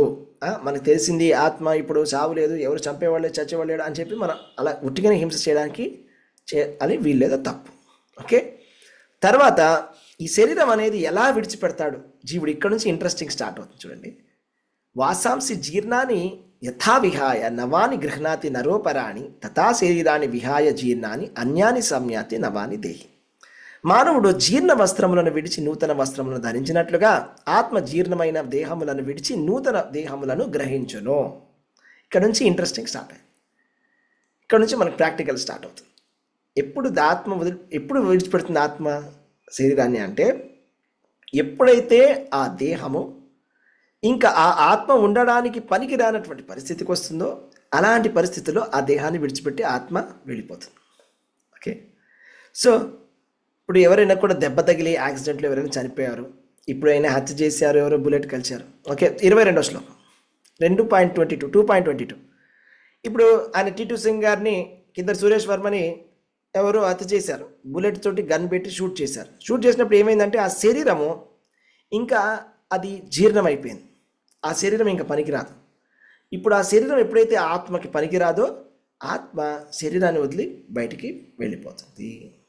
ఇది మనం ఎలాగైతే బట్టలు చిరిగిపోతే ఆ బట్టలు వేసుకొని తిరుగుతామా, ఏం చేస్తాం, వదిలేసి కొత్త బట్టలు వేసుకుంటాం. అదే కృష్ణ భగవానుడు చెప్తున్నాడు. అయితే మరి ఈ శరీరాన్ని ఆయుధం చేత కానీ, అగ్ని చేత కానీ, నీటి చేత కానీ, వాయువు చేత కానీ, దేని చేత కూడా మనం చంపలేము. ఎందుకంటే అప్పట్లో చాలా అస్త్రాలు ఉండేవి. ఆగ్నేయాస్త్రం అని, వాయు అస్త్రం అని, నీటితో జలాస్త్రం, రకరకాల అస్త్రాలు ఉండేవి. ఇప్పుడంటే ఓన్లీ అగ్నితో చేయబడిన అస్త్రాలే ఉన్నాయి. ఇప్పుడు మిసైల్స్ చూస్తున్నాం, మనం కొట్టుకుంటున్నాయి, రకరకాల యుద్ధాలు చూస్తున్నాం. అవునా, మన ఇండియా పాకిస్తాన్ వార్ అయింది. అలాగే అంతకుముందు ఈ రీసెంట్గా ఇజ్రాయిల్ ఇరాన్ కూడా వార్ జరిగినప్పుడు వీళ్ళు క్షిపణులు వదులుతున్నారు, వాళ్ళు క్షిపణులు వదులుతున్నారు. ఇవి రెండు ఏం అస్త్రాలు అంటే ఆగ్నేయ అస్త్రాలు. అగ్ని, నిప్పు వస్తున్నది. కానీ మనం ఇప్పుడు మహాభారతం రామాయణం చూసినట్లయితే ఒకప్పుడు ఇంకా అడ్వాన్స్డ్గా ఉండేవి అస్త్రాలు. అంటే కేవలం అగ్నినే కాదు, నీళ్ళతో కూడా వాళ్ళు తడిపేస్తారు. లేకపోతే గాలి అస్త్రం, వాయువ్య అస్త్రం అని ఇంకా చాలా అడ్వాన్స్డ్ అస్త్రాలు ఉండేవి. అవన్నీ కూడా ఇప్పుడు లేవు. సో ఆ అస్త్రాలతో కూడా నువ్వు ఎవరిని, ఆత్మని నువ్వు చంపలేమని చెప్తున్నాడు. అంటే ఇప్పుడు ద్రోణాచార్యుడి యొక్క ఆత్మ, భీష్ముడి యొక్క ఆత్మని చంపడం అనే పరిస్థితే లేదు అని. మన ఆత్మని ఒక ఆయుధంతో ముక్కలు చేయలేము, ఖండించలేము, అగ్నితో కాల్చలేము, నీటితో తడపలేము, వాయుతోటి శోషింపలేము. ఓకే, తర్వాత జీవాత్మ ఛేదించుటకు వీలు లేనిది, 24వ శ్లోకం. నీటిలో కరిగించుటకు వీలు లేనిది, దానిని దహించుటకు కానీ శోషించుటకు కానీ శక్యము కాదు. అది నిత్యము, సర్వవ్యాపకము, మార్పురహితము, అచలము, సనాతనమై ఉన్నది. మళ్ళీ దానికి ఎక్స్టెన్షన్గా చెప్తున్నారు, దాన్ని ఛేదించలేము, నీళ్ళలో కలిపేస్తాను అంటే కరగదు. ఓకే, లేకపోతే దాన్ని గాల్లో ఎండబెట్టేస్తాను అంటే ఎండిపోవడానికి అది ఎండిపోదు. అయితే గాల్లో కాల్చేస్తామంటే కుదరదు. సో ఏ విధంగా సర్వవ్యాపకమై ఉంటుంది, మార్పు రహితం, ఎటువంటి మార్పు అనేది లేదు, అచలముగా సనాతనముగా అలాగే ఉంటుంది ఆత్మ. ఇది ఒక మంచి న్యూస్ అనమాట మనందరికీ. ఏంటంటే మనమందరం కూడా నిత్యులము, భయపడాల్సినటువంటి భయం ఏమీ లేదు. ఎవరు కూడా మృత్యు భయం, భగవద్గీత ఎవరైతే చదువుతారో వాళ్ళకి మృత్యు భయం అనేది ఉండదు. ఎందుకంటే మృత్యు అనేది, భయం అనేది ఎప్పుడు వస్తుంది, నేను ఉండనేమో అనేటువంటి భయం ఉన్నప్పుడే కదా మనకు భయం ఉంటుంది. అదే నేను ఎప్పుడు ఉంటావు, నువ్వు ఎప్పుడు ఉంటావు, ఎప్పుడు ఇంతకుముందు కూడా ఉన్నావు, ఇప్పుడు కూడా ఉన్నావు, రేపు కూడా ఉంటావు అని భగవంతుడు చెప్పినప్పుడు మనకు చాలా ధైర్యంగా అనిపిస్తుంది. ఓకే, సరే నాకేమీ అవ్వదు, నేను ఎలా ఉన్నానో అలాగే ఉంటాను. అంటే శరీరం ఉండకపోవచ్చు, వేరే శరీరం రావచ్చు, కానీ మనం ఎలా ఉన్నాం ఖచ్చితంగా అలాగే ఉంటాం. మన స్వభావం ఏముందో అది కూడా అదే కంటిన్యూ అవుతుంది. అందుకని మనం ఉండేటువంటి స్వభావాన్ని, త్రిగుణాల ప్రభావాన్ని మనం మార్చుకోవాలి. అది కూడా వస్తానని. ఓకే, ఆత్మ అవ్యక్తము, అచింత్యము, మార్పు రహితము అని చెప్పబడేను. ఈ విషయము నెరిగిన పిమ్మట నీవు దేహము గురించి చింతించరాదు అని చెప్తున్నారు అనమాట. సో ఆత్మ అచింత్యమైనటువంటిది. అచింత్యం, ఇది చాలా ముఖ్యం అండి, నోట్ చేసుకోండి. అవ్యక్తోయం అచింత్యోయం అవికార్యోయం ఉచ్యతే తస్మాత్ ఏవం విదిత్వైనం నాను శోచితం అర్హసి. అచింత్యం, ఇప్పుడు మనం మాట్లాడుకునేటువంటి సబ్జెక్టు అచింత్యమైనటువంటి సబ్జెక్ట్. అచింత్య అంటే, చింత్య అంటే మన మనసుతోటి, చింతతోటి మనకు అర్థమయ్యేటువంటి సబ్జెక్ట్. అచింత్యం అంటే మన తెలివితేటలతోటి మనం ఆ సబ్జెక్ట్ని అర్థం చేసుకోవడం ఎవరి వల్ల కాదు, అంతే. అది కేవలం దేవాది దేవుడు మాత్రమే ఈ విషయాన్ని చెప్పగలడు. కృష్ణ భగవానుడు మాత్రమే ఆత్మతత్వం గురించి చెప్పగలడు. మన సొంత తెలివితేటలతోటి ఎప్పుడు కూడా తెలుసుకోవడానికి ప్రయత్నం చేయలేము. ఓకే, సో ఒక ఇంట్రెస్టింగ్ శ్లోకం ఇక్కడ చెప్తున్నారు చూడండి. జాతస్య హి ధ్రువో మృత్యు ధ్రువం జన్మ మృతస్య చ తస్మాద్ అపరిహార్యర్థే నత్వం శోచితం అర్హసి. పుట్టిన వానికి మరణము తప్పదు, మరణించిన వానికి పిమ్మట జీవునికి జన్మ తప్పదు. అందుచేత పరిహరించుటకు వీలు లేని నీ విద్యుక్త ధర్మ నిర్వహణలో నీవు శోకించరాదు.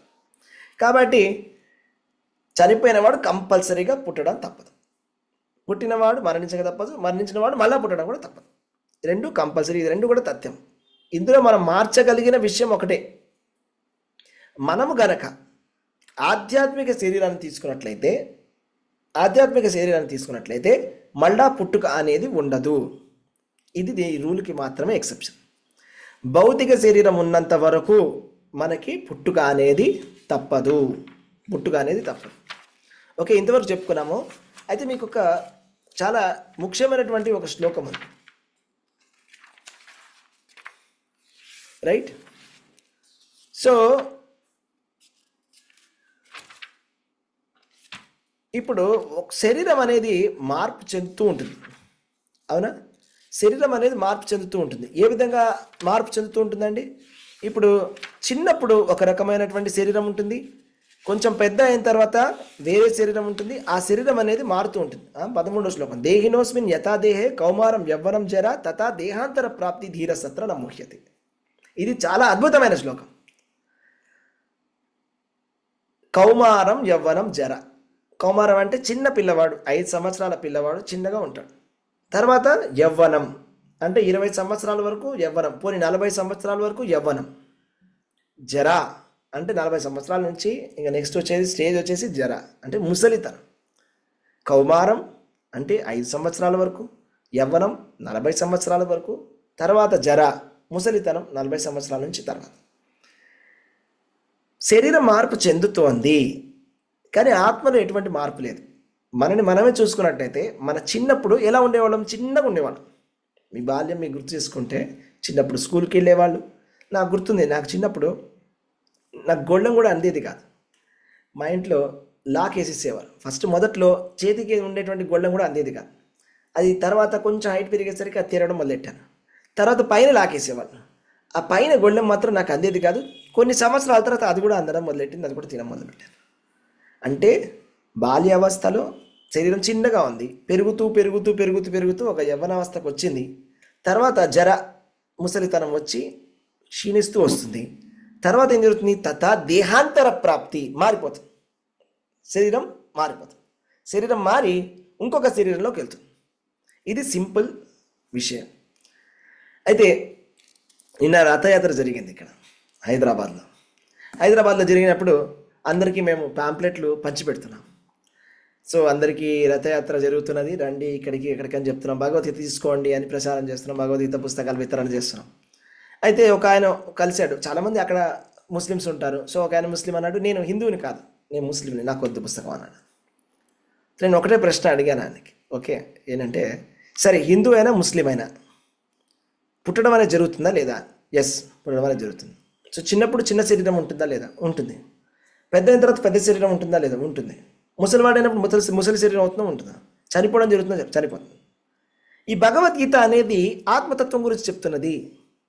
హిందువుల గురించి ముస్లింల గురించి ఎక్కడ చెప్తున్నది అంటే, ఇది ఆత్మతత్వం అంటే శరీరంలో ఉండేటువంటి ఆత్మ గురించి చెప్తున్నది. అది ఏ విధంగా నెక్స్ట్ శరీరానికి వెళ్తుంది, ఏ శరీరానికి వెళ్తుంది, ఆ శరీరం రాకుండా ఉండాలంటే ఏం చేయాలి, ఈ విషయాలని చెప్తుందే కానీ ఇందులో ఎటువంటి మత ప్రచారం కానీ మతం గురించి ఇక్కడ ఏ విషయం లేదు అని చెప్పాను. అప్పుడు ఆయన చాలా జాగ్రత్తగా విన్నారు చెప్పినటువంటి మాటని. అవును, నిజమే అని. సో ఇది మనం తెలుసుకోవాలన్నమాట. అంటే ఇదేదో ఒక మతానికి చెందినటువంటిదో ఒక మతం అనేటువంటి విషయం కాదు ఇది. సో భగవద్గీత అనేది ఆత్మతత్వము, అందరికీ తెలుసుకోవాల్సిన విషయం. ఎంతోమందిని కలుస్తున్నాం అక్కడ చూస్తాం మనం, స్టూడెంట్స్ వస్తే కలుస్తుంటారు. మనం మీ బుక్ డిస్ట్రిబ్యూషన్ మీరు కూడా చేస్తే మీకు కూడా మంచి ఐడియాస్, మంచి మంచి ఎంతో మందితో మాట్లాడవచ్చు. సో రకరకాల వాళ్ళు కలుస్తారు. చాలామందికి ఎలా అనిపిస్తుంది అంటే, ఈ భగవద్గీత నాకు కాదేమో అని. ఎందుకు కాదు భగవద్గీత మనకి కాదా? మనకి భయం అనేది లేదా?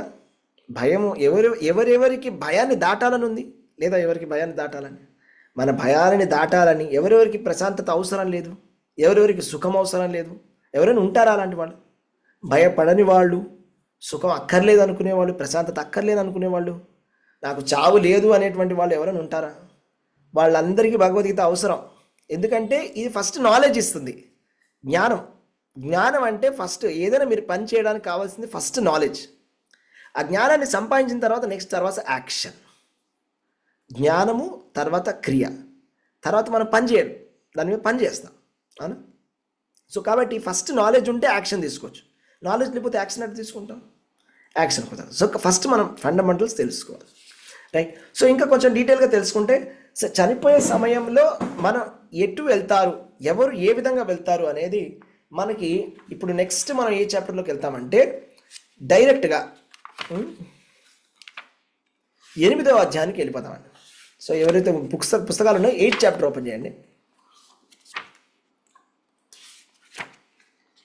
దాని పేరు వచ్చేసి భగవత్ ప్రాప్తి, భగవద్ విజ్ఞానం.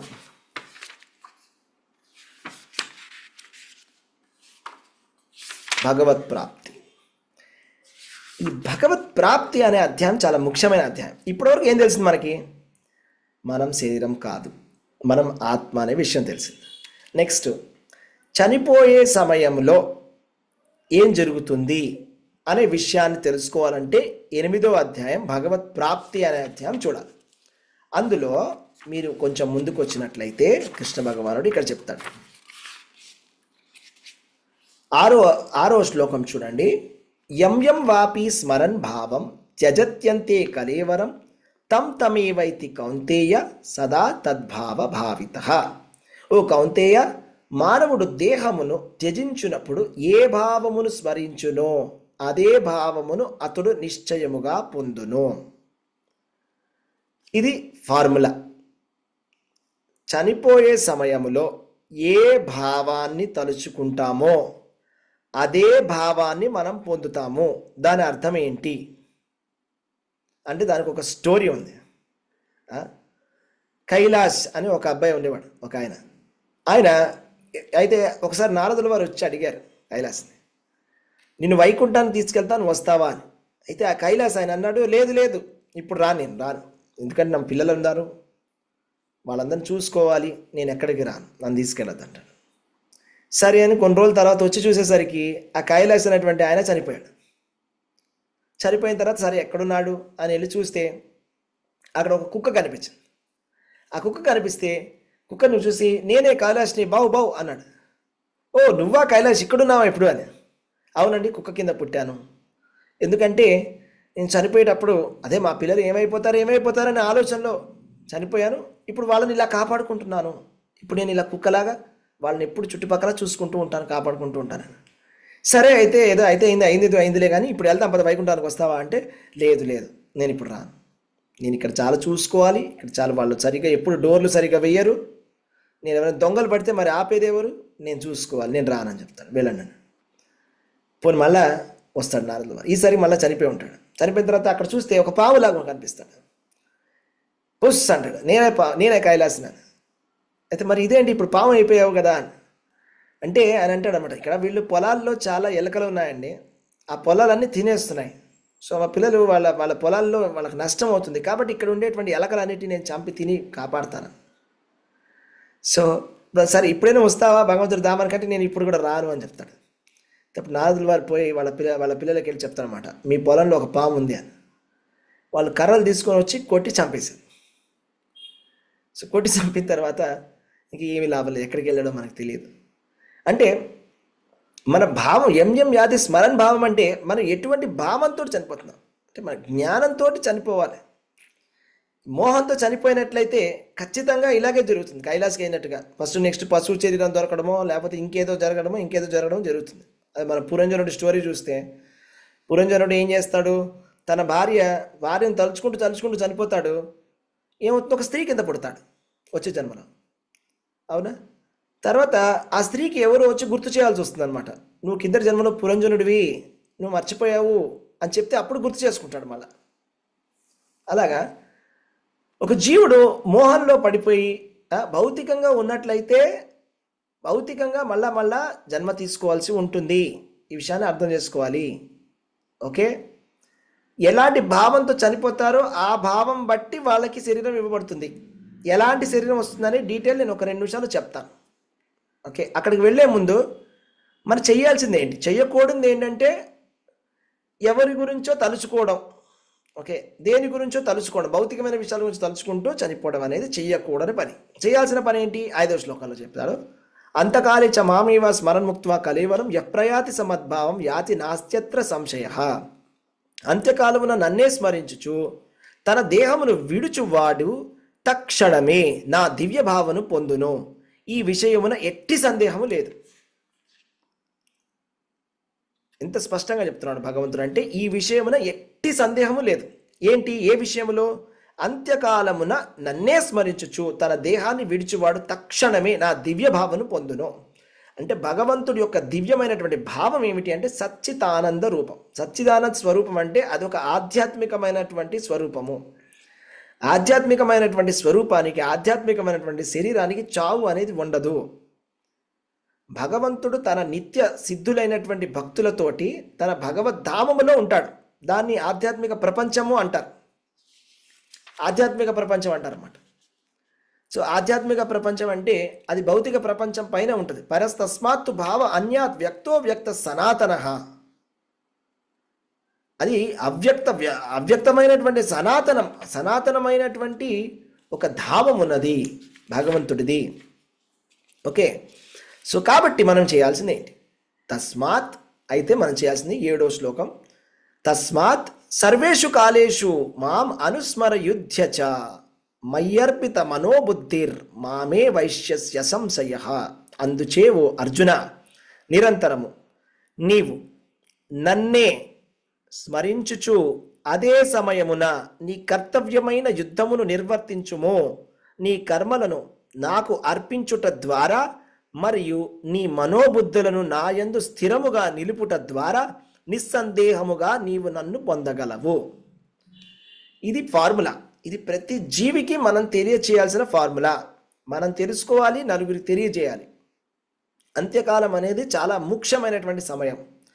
ఆ సమయంలో ఎటువంటి నెగ్లిజెన్స్ అనేది ఉండకూడదు. ఖచ్చితంగా శ్రీకృష్ణ భగవానుడిని తలుచుకోవాలి. దాన్ని అంతే నారాయణ స్మృతి అని కూడా అంటుంది వేదం. అంతే నారాయణ స్మృతి అంటే చనిపోయే సమయంలో నారాయణుడిని, శ్రీకృష్ణ భగవానుడిని తలుచుకుంటే అప్పుడు మనం పరంధామానికి వెళ్తాము. అక్కడికి వెళ్తే మళ్ళా వెనక్కి రావడం అనేది ఉండదు. ఎలా చేయాలి? ఎప్పుడు తస్మాత్ సర్వేషు కాలేషు నిరంతరము శ్రీకృష్ణుని స్మరించాలి. నిరంతరము శ్రీకృష్ణుని స్మరించాలి. అదే అయితే మన పనులని మానేసుకోవాలా? అవసరం లేదు.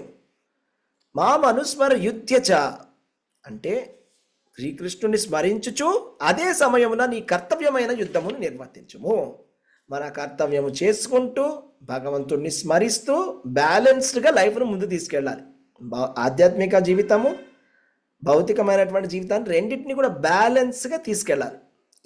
ఎప్పుడు కూడా ప్రతి పరిస్థితిలో కూడా మనం ఇలా అనుకోవడానికి వీల్లేదు. మనకి ఇంకా చాలా టైం ఉంది, పోనీ వీళ్ళు చాలా చిన్న పిల్లలు అనుకోవడానికి వీల్లేదు. అలా చేస్తే అది నెగ్లిజెన్స్ అవుతుంది. నెగ్లిజెన్స్ అంటే దాని కరెక్ట్ వర్డ్ సంస్కృతంలో ప్రమాద అంటారు. దాన్ని ప్రమాదం, ప్రమత్త అని కూడా అంటారు. ప్రమాదం అంటే మనం యాక్సిడెంట్ అని అంటాం తెలుగులో. సంస్కృతంలో ప్రమాద అంటే ఏంటంటే ఇన్అటెంటివ్నెస్, లేజినెస్, ఇగ్నోరెన్స్. అది ఎలాగంటే మెయిన్ రోడ్ మీద కళ్ళు మూసుకొని నడిచినట్టు.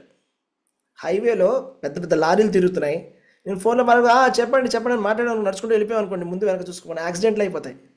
అలాగే మన లైఫ్లో కూడా మనం ఎప్పుడు ఈ సింపుల్ ఫార్ములా గుర్తుపెట్టుకోవాలి. మనమైనా, మన పిల్లలైనా, ఎవరైనా, మన తల్లిదండ్రులైనా, మన బంధువులైనా, ఫ్రెండ్స్ అయినా అందరికీ ఈ విషయాన్ని తెలియజేయాలి. ఇది భగవంతుడి నాలెడ్జ్. కాబట్టి ఇక్కడ కృష్ణ భగవానుడు చెప్తారు చూడండి, ఈ పరంధామము గురించి చాలా చక్కగా చెప్తారన్నమాట. ఎందుకు వెళ్ళాలి కృష్ణుడి ధామానికి? ఎందుకు వెళ్ళాలి? ఎందుకు ఇక్కడే ఉండకూడదు? బాగుంది కదా మన ప్రపంచం, ఎంత బాగుందో కదా. ప్రపంచం ఎంత బాగుంది మన ప్రపంచం కదా. మంచిగా మన ఫ్రెండ్స్ ఉన్నారు ఇక్కడ, అన్నీ బాగున్నాయి, సెట్ అయిపోయింది కదా. కానీ కృష్ణుడు ఏం చెప్తున్నా అంటే అలా కాదు. ఇది వచ్చేసి దుఃఖాలయము అశాశ్వతము. ఇది దుఃఖాలయము, దుఃఖానికి ఆలయం. మీరు ఎంతగా ప్రయత్నం చేసినా, ఎన్ని రకాల ప్లాన్స్ చేసుకున్నా కూడా ఇందులో ఎటువంటి కష్టాలనే వస్తూనే ఉంటాయి. మనం ఎన్ని రకాలుగా ప్రయత్నం చేసినా అది అవ్వదు. ప్రహ్లాదుడు అదే అంటాడు భాగవతంలో. ఎంతోమంది రకరకాల ప్రణాళికలు వేస్తారు. ఎన్నెన్నో ప్రణాళికలు వేయడం వల్ల, ఆ ప్రణాళిక వేయడం వల్ల కొత్త ప్రాబ్లం స్టార్ట్ అయిపోతుంది. అంటే మనం ఒక ప్రాబ్లం సాల్వ్ చేయాలని ఒక ప్రాబ్లం చేస్తాము, దానికి ఇంకో కొత్త ప్రాబ్లం స్టార్ట్ అయిందంట. ఒక బ్రహ్మచారి ఉన్నాడు, వాళ్ళ గురువుగారు అన్నారు, నేను ఇప్పుడే ఊరు వెళ్ళేసి వస్తా, ఒక ఏడాదిలో వస్తాను, జాగ్రత్తగా ఉన్నానంట. ఆ బ్రహ్మచారి ఆశ్రమంలో ఆలోచిస్తూ అబ్బా ఎన్ని ఎలకలు ఉన్నాయో, తలకాయ నొప్పి వచ్చేస్తుందిరా బాబు అని చెప్పేసి ఒక పిల్లి తీసుకొచ్చానంట. అయితే ఇప్పుడు ఆ పిల్లికి పాలు ఎక్కడి నుంచి ఇవ్వాలి అని చెప్పేసి ఆవు కొనుక్కొచ్చాడు. నెక్స్ట్ ఇప్పుడు ఈ ఆవును చూసుకునేది ఎవరు అని చెప్పేసి పెళ్లి చేసుకున్నాడు. ఇంకా పెళ్లి చేసుకున్న తర్వాత ఇల్లు కట్టుకున్నాడు. ఇంకా చివరికి ఆయన వాళ్ళ గురువు గారు వచ్చేసరికి ఏమైపోయిందిరా నీకు అంటే అప్పుడు చెప్పాడు, అది ఒక ఎలకని చంపడం కోసం పిల్లిని తెచ్చాను, పిల్లికి పాలు ఇవ్వాలని చెప్పి ఆవును తెచ్చాను, ఆవును చూసుకోవడానికి పెళ్లి చేసుకున్నాను, సో ఇదంతా చేసుకున్నాను. ఇలా ఉంటుంది మన ప్లాన్ మేకింగ్ అనేది. ఒకటి చేస్తే ఇంకో ప్రాబ్లం స్టార్ట్ అయిపోతుంది, ఒక ప్రాబ్లం సాల్వ్ చేయడానికి వెళ్తే ఇంకో ప్రాబ్లం సాల్వ్ అవుతుంది. కానీ ఈ ప్రాబ్లం సొల్యూషన్ అనేది ఎండ్ లేదు దానికి. కానీ మనకి ఎంత ప్రయత్నం చేసినా ఏదో ఒకటి దెబ్బ తగులుతూనే ఉంటుంది. కరెక్ట్ సొల్యూషన్ ఏంటి అంటే మనం ఎప్పుడు కూడా భగవంతుడి పాద పద్మాలని స్మరిస్తూ ఉండాలి. ఎంత కష్టం వచ్చినా ఎలాంటి కష్టం వచ్చినా భగవంతుడి పాద పద్మాలను స్మరిస్తూ ఉండాలి. కోర్స్ మనం చేయాల్సినటువంటి ప్రణాళికలు మనం చేసుకుంటూనే ఉండాలి. మానేయమని భగవంతుడు చెప్పలా. మీకేమైనా రోగం వస్తే అసలు మందు తీసుకోని అని చెప్పట్లే కృష్ణుడు, అలా కాదు. కానీ ఎప్పుడు కృష్ణుడిని స్మరిస్తూ మనం తీసుకోవాలి. మీరు మందు తీసుకున్నా కూడా మందు తీసుకునేటప్పుడు కూడా ఓహో ఔషధం అంటే కృష్ణుడు అని తీసుకోవాలి. భగవంతుడి జీవితంలో కృష్ణుడు చెప్తున్నాడు ఔషధాన్ని నేనే అని. ఔషధం అంటే కృష్ణుడు, ఓకే కృష్ణుడు అని చెప్పి తీసుకోవాలి.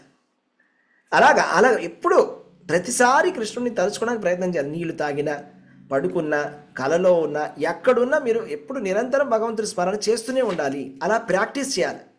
అలా ప్రాక్టీస్ లేకుండా కనుక ఉన్నట్లయితే ఎవరైనా మనిషి అంతకాలం సడన్గా వచ్చినప్పుడు ప్రాక్టీస్ లేకుండా ఖచ్చితంగా భగవంతుని తలుచుకోవడం అనేది అసాధ్యం.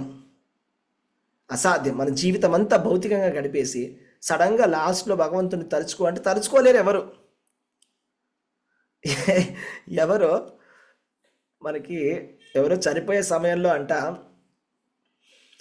హరే కృష్ణ చెప్పు అంట చనిపోతున్నారంట ఎవరో. హరే కృష్ణ చెప్పండి అంటుంటే ఆ ముసలావిడ అందంట, ఇక్కడ నేను చచ్చిపోతుంటే హరే కృష్ణ చెప్పమంటావా నువ్వు అని. అలాగా. సో అంటే అరే ఇప్పుడు చచ్చిపోతుంటే ఇప్పుడు చెప్పాలా, నేను నా వల్ల కావట్లేదు, ఇక్కడ నేను చచ్చిపోతున్నాను ప్రాణాలతో పోతుంటే నీదేంటి నీ గోల అంటే అప్పుడు ప్రభుపాద దానికి అంటారన్నమాట, వీడు అన్ని మాట్లాడడానికి వీడికి శక్తి ఉంది కానీ హరే కృష్ణ చెప్పడానికి మాత్రం అవ్వట్లేదని.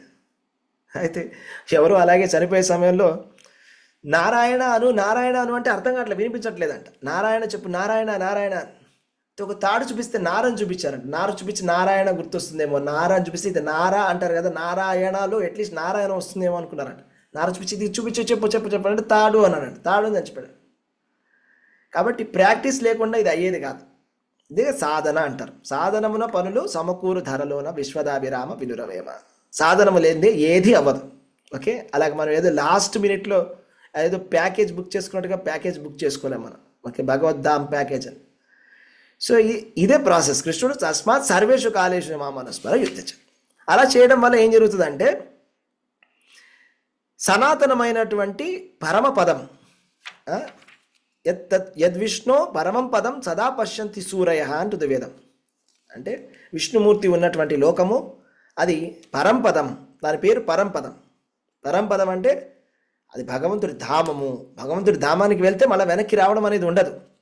దాని గురించి ఇంకా డీటెయిల్గా మనకి 15వ అధ్యాయంలో చెప్తారన్నమాట. యద్గత్వా న నివర్తంతే తద్ధామం పరమం మమ. ఎక్కడికి వెళ్తే మళ్ళీ వెనక్కి రావాల్సిన అవసరం లేదో అది నా ధామము అని చెప్తాడు కృష్ణ భగవానుడు. సో ఆ విధంగా 15th శ్లోకం చూడండి, 8వ అధ్యాయంలో. మాముపేత్య పునర్జన్మ దుఃఖాలయం అశాశ్వతం నాప్నువంతి మహాత్మాన సంసిద్ధిం పరమాం గతాః. మాం ఉపేత్య అంటే భక్తియోగులైనటువంటి మహాత్ములు నన్ను పొందిన పిమ్మట అత్యున్నత సంసిద్ధిని పొందిన వారగుటచే దుఃఖాలయమైనటువంటి ఈ అనిత్య జగత్తును మరలా ఎన్నడూ తిరిగి రారు. ఈ అనిత్యమైనటువంటి జగత్తుకు మళ్ళా తిరిగి రావాల్సినటువంటి పరిస్థితి అవసరం లేదు. ఎప్పుడైతే మనము మాముపేత్య కృష్ణ భగవానుడి యొక్క శరణాగతి పొందినటువంటి వాళ్ళు మళ్ళా ఈ పునర్జన్మ అనేది ఈ ప్రపంచానికి రావాల్సిన అవసరం లేదు. మరి ఎవరైతే కృష్ణ భగవాను విడిచిపెట్టి రకరకాలుగా చేస్తారో వాళ్ళ పరిస్థితి ఏమవుతుంది? నెక్స్ట్ శ్లోకంలో ఉంది. ఆ బ్రహ్మ భువనాల్లోక పునరావర్తినోర్జున మాముపేత్యతు కౌంతేయ పునర్జన్మన విద్యతే. భౌతిక జగత్తులోని అత్యున్నత లోకము మొదలగు అత్యధమ లోకము వరకు గల సమస్త లోకములు జన్మ మృత్యు భరితములై దుఃఖ ప్రదేశములే కానీ ఓ కౌంతేయ నా లోకమును చేరువాడు పునర్జన్మను పొందడు. జీవన్ముక్తి అంటే భగవంతుడి ధామానికి వెళ్ళినటువంటి వాడికి పునర్జన్మ అనేది ఉండదు. ఈ విషయాన్ని మనం అర్థం చేసుకోవాలి. అయితే ఇప్పుడు నెక్స్ట్ ప్రశ్న ఏంటంటే, సరే 2 రకాలు ఉన్నాయి. భక్తి చేసేటువంటి వాడు, భక్తి చేయనటువంటి వాడు. భక్తి మళ్ళీ అందులో కూడా ఒక రకం ఉంది. భక్తి చేసి ఫెయిల్ అయ్యేవాడు వాడు ఎక్కడికి వెళ్తాడు? భక్తి చేసి పాస్ అయ్యేవాడు ఎక్కడికి వెళ్తాడు? భక్తి చేసి పాస్ అయ్యేవాడు భగవంతుడి ధామానికి వెళ్తాడు. కృష్ణుడు స్పష్టంగా చెప్పాడు, అది మనకు క్లారిటీ వచ్చేసింది. గొప్ప గొప్ప ఆచార్యులు, భీష్మాచార్యుడు భగవంతుడిని తలుచుకుంటూ కృష్ణనామం చెప్పుకుంటూ భగవంతుడి ధామానికి వెళ్ళిపోయారు. Very good. సరే మేము చేస్తామండి, మీరు చెప్పినట్టుగా భక్తి యోగం చేస్తాము, మీరు చెప్పినట్టుగా రూల్స్ ఫాలో చేస్తాము, అంతా కష్టం, మాకు ఎంత ఇబ్బందిగా ఉన్నా కూడా అన్నీ ఫాలో చేస్తాం. కానీ ఇంత చేసి భగవంతుడి ధామానికి వెళ్ళకపోతే మా పరిస్థితి ఏంటి అనే ప్రశ్న మనకు వస్తుంది. భగవంతుడి ధామానికి వెళ్ళలేదు, పోనీ భౌతికంగా మా ఫ్రెండ్స్ వాళ్ళందరూ కూడా నార్మల్గా వాళ్ళు ఏదో ఎంజాయ్ చేశారు, ఆ విధంగా మేము ఎంజాయ్ చేయకుండా ఏవో రూల్స్ రెగ్యులేషన్స్ అనుకుంటూ కష్టపడ్డాము, ఏటూ కాకుండా పోయింది. అయితే మేము ఎటు పోతామంటే 6వ అధ్యాయంలో కృష్ణుడు దీనికి సమాధానం చెప్తున్నారండి. చూడండి, 6వ అధ్యాయం తీయండి, 6th చాప్టర్. ధ్యాన యోగంలో కృష్ణ భగవానుడు చెప్తున్నాడు. అర్జునుడు ఒక ప్రశ్న అడగడం జరుగుతుంది. ఎవరైతే కనుక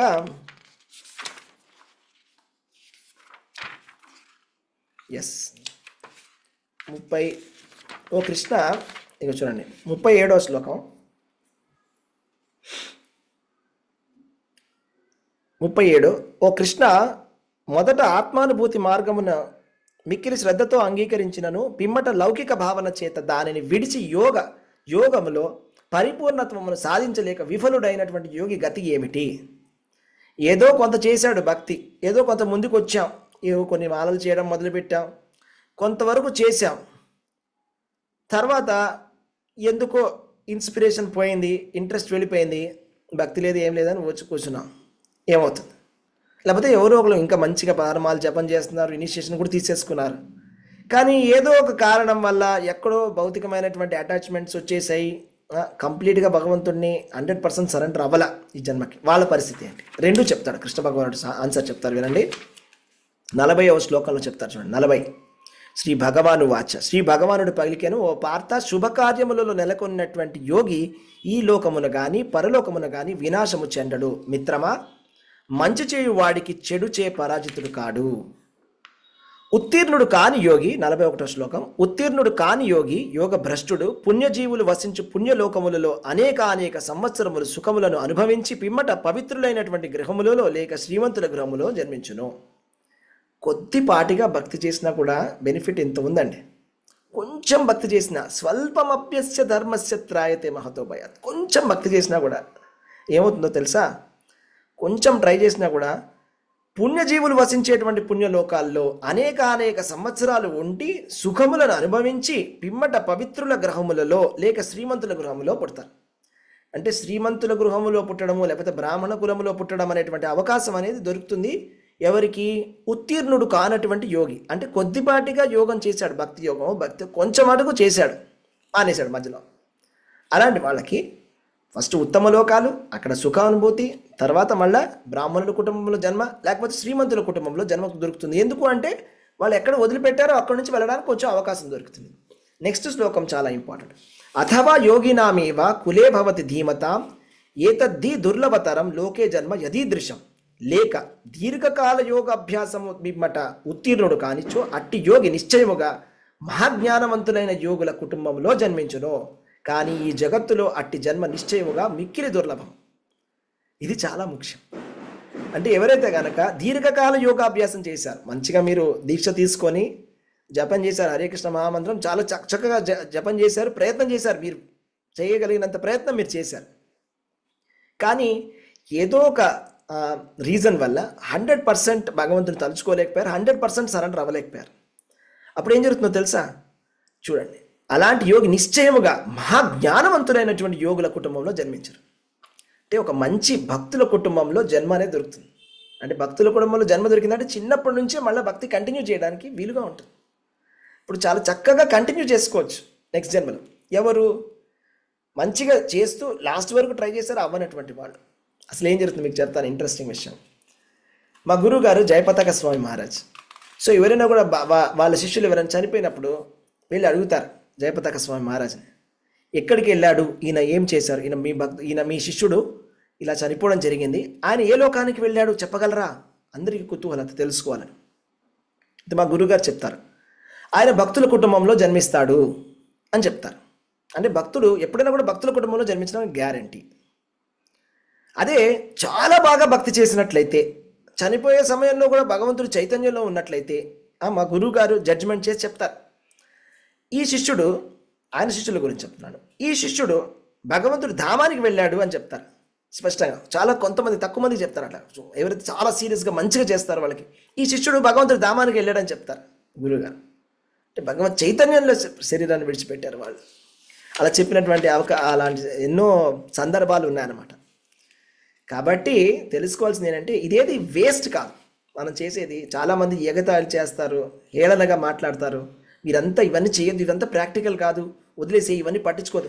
ప్రాక్టికల్ కాదు, డేంజరు, అది చెప్తుంది శాస్త్రము.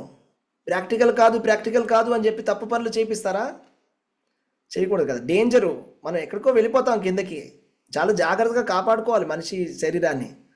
అట్లీస్ట్ మన ప్రభుపాదుల వారు చెప్తారు, ఎవరైతే హరే కృష్ణ ఈ ఉద్యమంలో ఉంటారో వాళ్ళందరూ ఖచ్చితంగా స్వర్గలోకాలకి వెళ్ళడం గ్యారంటీ అని.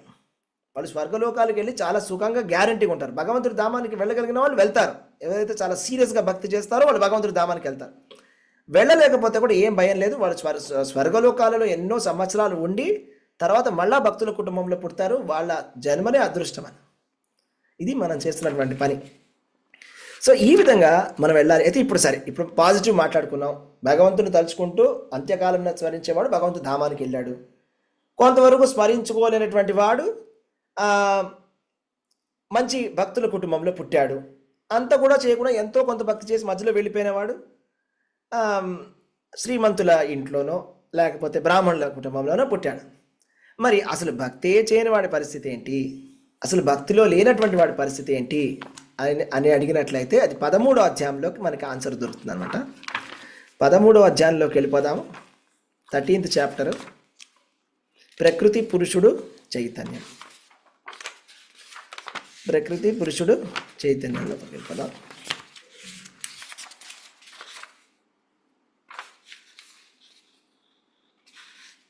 మీరు 22వ శ్లోకానికి వెళ్ళండి. 13వ అధ్యాయంలో 22వ శ్లోకం. పురుష ప్రకృతిస్థో హి భుంక్తే ప్రకృతి జాన్గుణా కారణం గుణసంగోస్య సదసద్యోనిసు జన్మసు. సదసద్యోని జన్మసు. భౌతిక ప్రకృతిలో త్రిగుణములను అనుభవిస్తూ జీవుడు ఈ విధముగా జీవనము కొనసాగించును. భౌతిక ప్రకృతితో అతనికి గల సంపర్కమే అందుకు కారణము.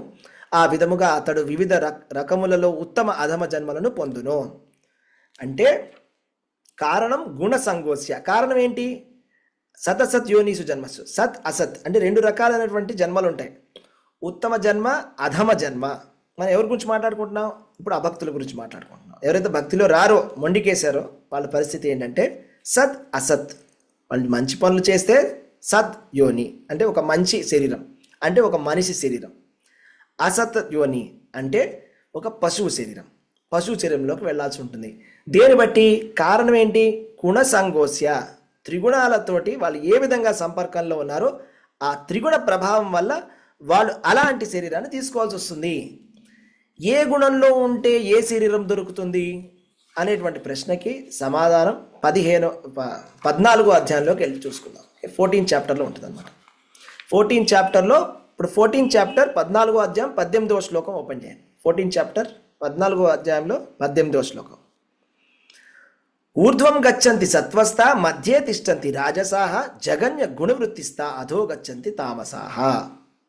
సత్వగుణములో లేని వ్యక్తులు క్రమముగా ఊర్ధ్వలోకములకు ఉద్ధరింపబడుతురు. రజోగుణములోని వ్యక్తులు భూలోకమున నివసింతురు.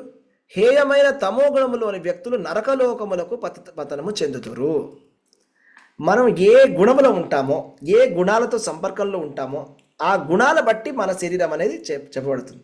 ఊర్ధ్వలోకాలకు వెళ్ళాలా, అధోలోకానికి వెళ్ళారా, భూలోకంలో ఉన్నారా?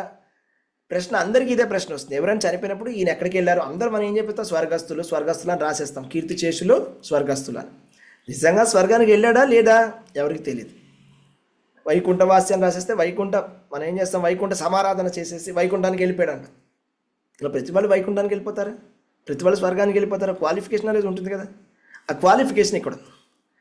సత్వగుణములోని వ్యక్తులు ఊర్ధ్వలోకాలకి వెళ్తారు. సత్వగుణం అంటే దానికి అన్నీ కూడా లక్షణాలు ఉంటాయి. దానికి జ్ఞానము, సుఖము. అంటే ఎవరైతే జ్ఞానంతో ఉంటారో, జ్ఞానంతోటి ఎవరైతే చక్కగా ధర్మాన్ని పాటిస్తారో, సత్వగుణంలో ఉంటారో వాళ్ళు ఊర్ధ్వలోకాలకు వెళ్తారు. మధ్య తిష్టంతి రాజసాహ. రజోగుణంలో ఉండేటువంటి వాళ్ళు అంటే చాలా కోరికలతోటి చాలా అతిగా ప్రయత్నం చేస్తూ ఎప్పుడు కోరికల వెనకాల పరిగెత్తేటువంటి వాళ్ళు మధ్య తిష్టంతి, అక్కడే ఓడిపోతారు. అధోగచ్చంతి తామసహ. తామసికమైనటువంటి వ్యక్తులు అంటే హింస చేసేటువంటి వాళ్ళు, ఇతర జీవులను హింసించేటువంటి వాళ్ళు, చాలా కోపం తెచ్చుకునేటువంటి వాళ్ళు, చాలా కామం ఎక్కువగా ఉండేటువంటి వాళ్ళు, వీళ్ళందరూ కూడా ఏంటంటే తమో గుణంలో ఉండే వాళ్ళు నరకలోకాలకి వెళ్తారు. పాపాత్ములందరూ నరకలోకానికి వెళ్తారు. ఓకే. సో ఈ విధంగా మనం తెలుసుకోవచ్చు అనమాట. కాబట్టి మీరు నెక్స్ట్ 16వ అధ్యాయంలో ఇంకా చాలా డీటెయిల్గా కృష్ణ భగవానుడు చెప్తారనమాట. అసలు దైవీ ప్రకృతి అంటే ఏంటి, ఆసురి ప్రకృతి అంటే ఏంటి, జ్ఞానం అంటే ఏంటి, ఏ విధంగా మనం దైవీ ప్రకృతిలో ఉండాలి, డంబము, క్రోధము, లోభము, పరుష వాక్యములు ఆడుట, ఇవన్నీ కూడా మానుకోవాలి. ఎందుకంటే ఎవరైతే భగవంతుని నమ్మరో, ఎవరైతే నాస్తికులై ఉంటారో, ఎవరైతే ఎక్కువగా కామముని ఆశ్రయించి గర్వముతో, దురహంకారంతో, మదముతోటి అసుర స్వభావం కలిగి ఉంటారో, ఇతరులని హింసిస్తూ దూషిస్తూ ఉంటారో, వాళ్ళందరినీ కూడా కృష్ణ భగవానుడు చెప్తున్నాడు. ఇక్కడ చూడండి, 16వ అధ్యాయంలో 19వ శ్లోకం తీయండి. తానహం ద్విషత క్రూరాన్ సంసారేషు నరాధమాన్ క్షిపయామి అజస్రం శుభానాసురీ శ్వేష యోనిషు.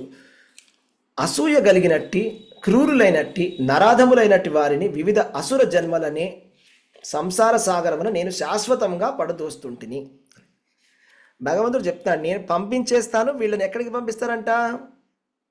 తమో గుణంలో ఉండేటువంటి వాళ్ళకి, లేకపోతే అసుర లక్షణాలు కలిగినటువంటి వాళ్ళని, క్రూరులైనటువంటి వారిని, అసూయ కలిగినటువంటి నరాధములని అసుర జన్మలలోకి పంపిస్తాడు.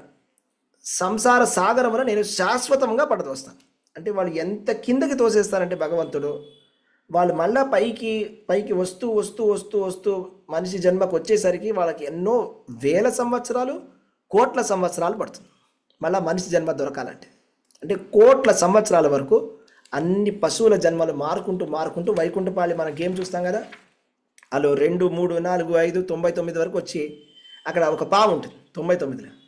ఆ పాము కనుక పట్టుకుంటే అది మళ్ళీ 2కి తీసుకొచ్చేస్తుంది. అలా అయిపోతుంది. ఎవరైతే కనుక చాలా భగవంతుడు ద్వేషిస్తూ దూషిస్తూ చాలా క్రూరమైనటువంటి స్వభావం కలిగినటువంటి అసురులందరికీ కూడా అలా వాళ్ళని చాలా కిందకి తోసేస్తాడు భగవంతుడు. కాబట్టి మనం ఏం చేయాలి చివరికి అంటే 18వ అధ్యాయంలో కృష్ణ భగవానుడు మనకి సొల్యూషన్ చెప్తాడు. కృష్ణ భగవానుడు మనకి 18వ అధ్యాయం మీద తీసినట్లయితే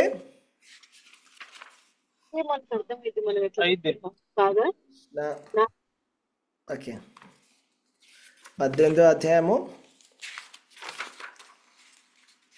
తీయండి అందరూ. 65 శ్లోకం. ఓకే, 18వ అధ్యాయంలో 65వ శ్లోకం. మన్మనాభవ మద్భక్తో మధ్యాజీ మాం నమస్కురు మామీ వైశ్యసి సత్యం తే ప్రతిజానే ప్రియోసిమే. ఎల్లప్పుడూ నన్ను గూర్చియే చింతింపుము, నా భక్తుడవు కమ్ము, నన్ను పూజింపుము మరియు నాకు నమస్కరించుము. ఈ విధముగా చేసినచో నీవు తప్పక నన్ను చేరుకొందువు. నీవు నా మిక్కిలి ప్రియమిత్రుడు ఒకటచే నేను నీకిది వాగ్దానము చేస్తుంటిని. ఎప్పుడు భగవంతుని స్మరించాలి, ఎప్పుడు భక్తులం అవ్వాలి, ఎప్పుడు భగవంతుని పూజించాలి, నమస్కరించాలి. ఇలా చేస్తే తప్పకుండా భగవంతుని చేరుకుంటాం. ఖచ్చితంగా మనకి పునర్జన్మ అనేది ఉండదు. ఎందుకంటే కృష్ణ భగవానుడు వాగ్దానం చేసి చెప్తున్నాడు. ప్రతిజానే ప్రియోసిమే, ప్రతిజ్ఞ చేసి చెప్తున్నా అంటున్నాడు. నేను ప్రతిజ్ఞ చేసి చెప్తున్నాను, ఎవరైతే నన్ను తలుచుకొని నా భక్తులు అవుతారో వాళ్ళకి మళ్ళా జన్మ అనేది ఉండదు. రైట్, వాళ్ళకి జన్మ అనేది కంపల్సరీగా ఉండదన్నమాట. ఇంకొకరు ఏంటంటే మనం ఎటువంటి పని చేస్తున్నాం అనేది కాదు ముఖ్యం. మనం చేసేటువంటి ప్రతి పనిలో కూడా భగవంతుణ్ణి మనము ఆరాధించాలి.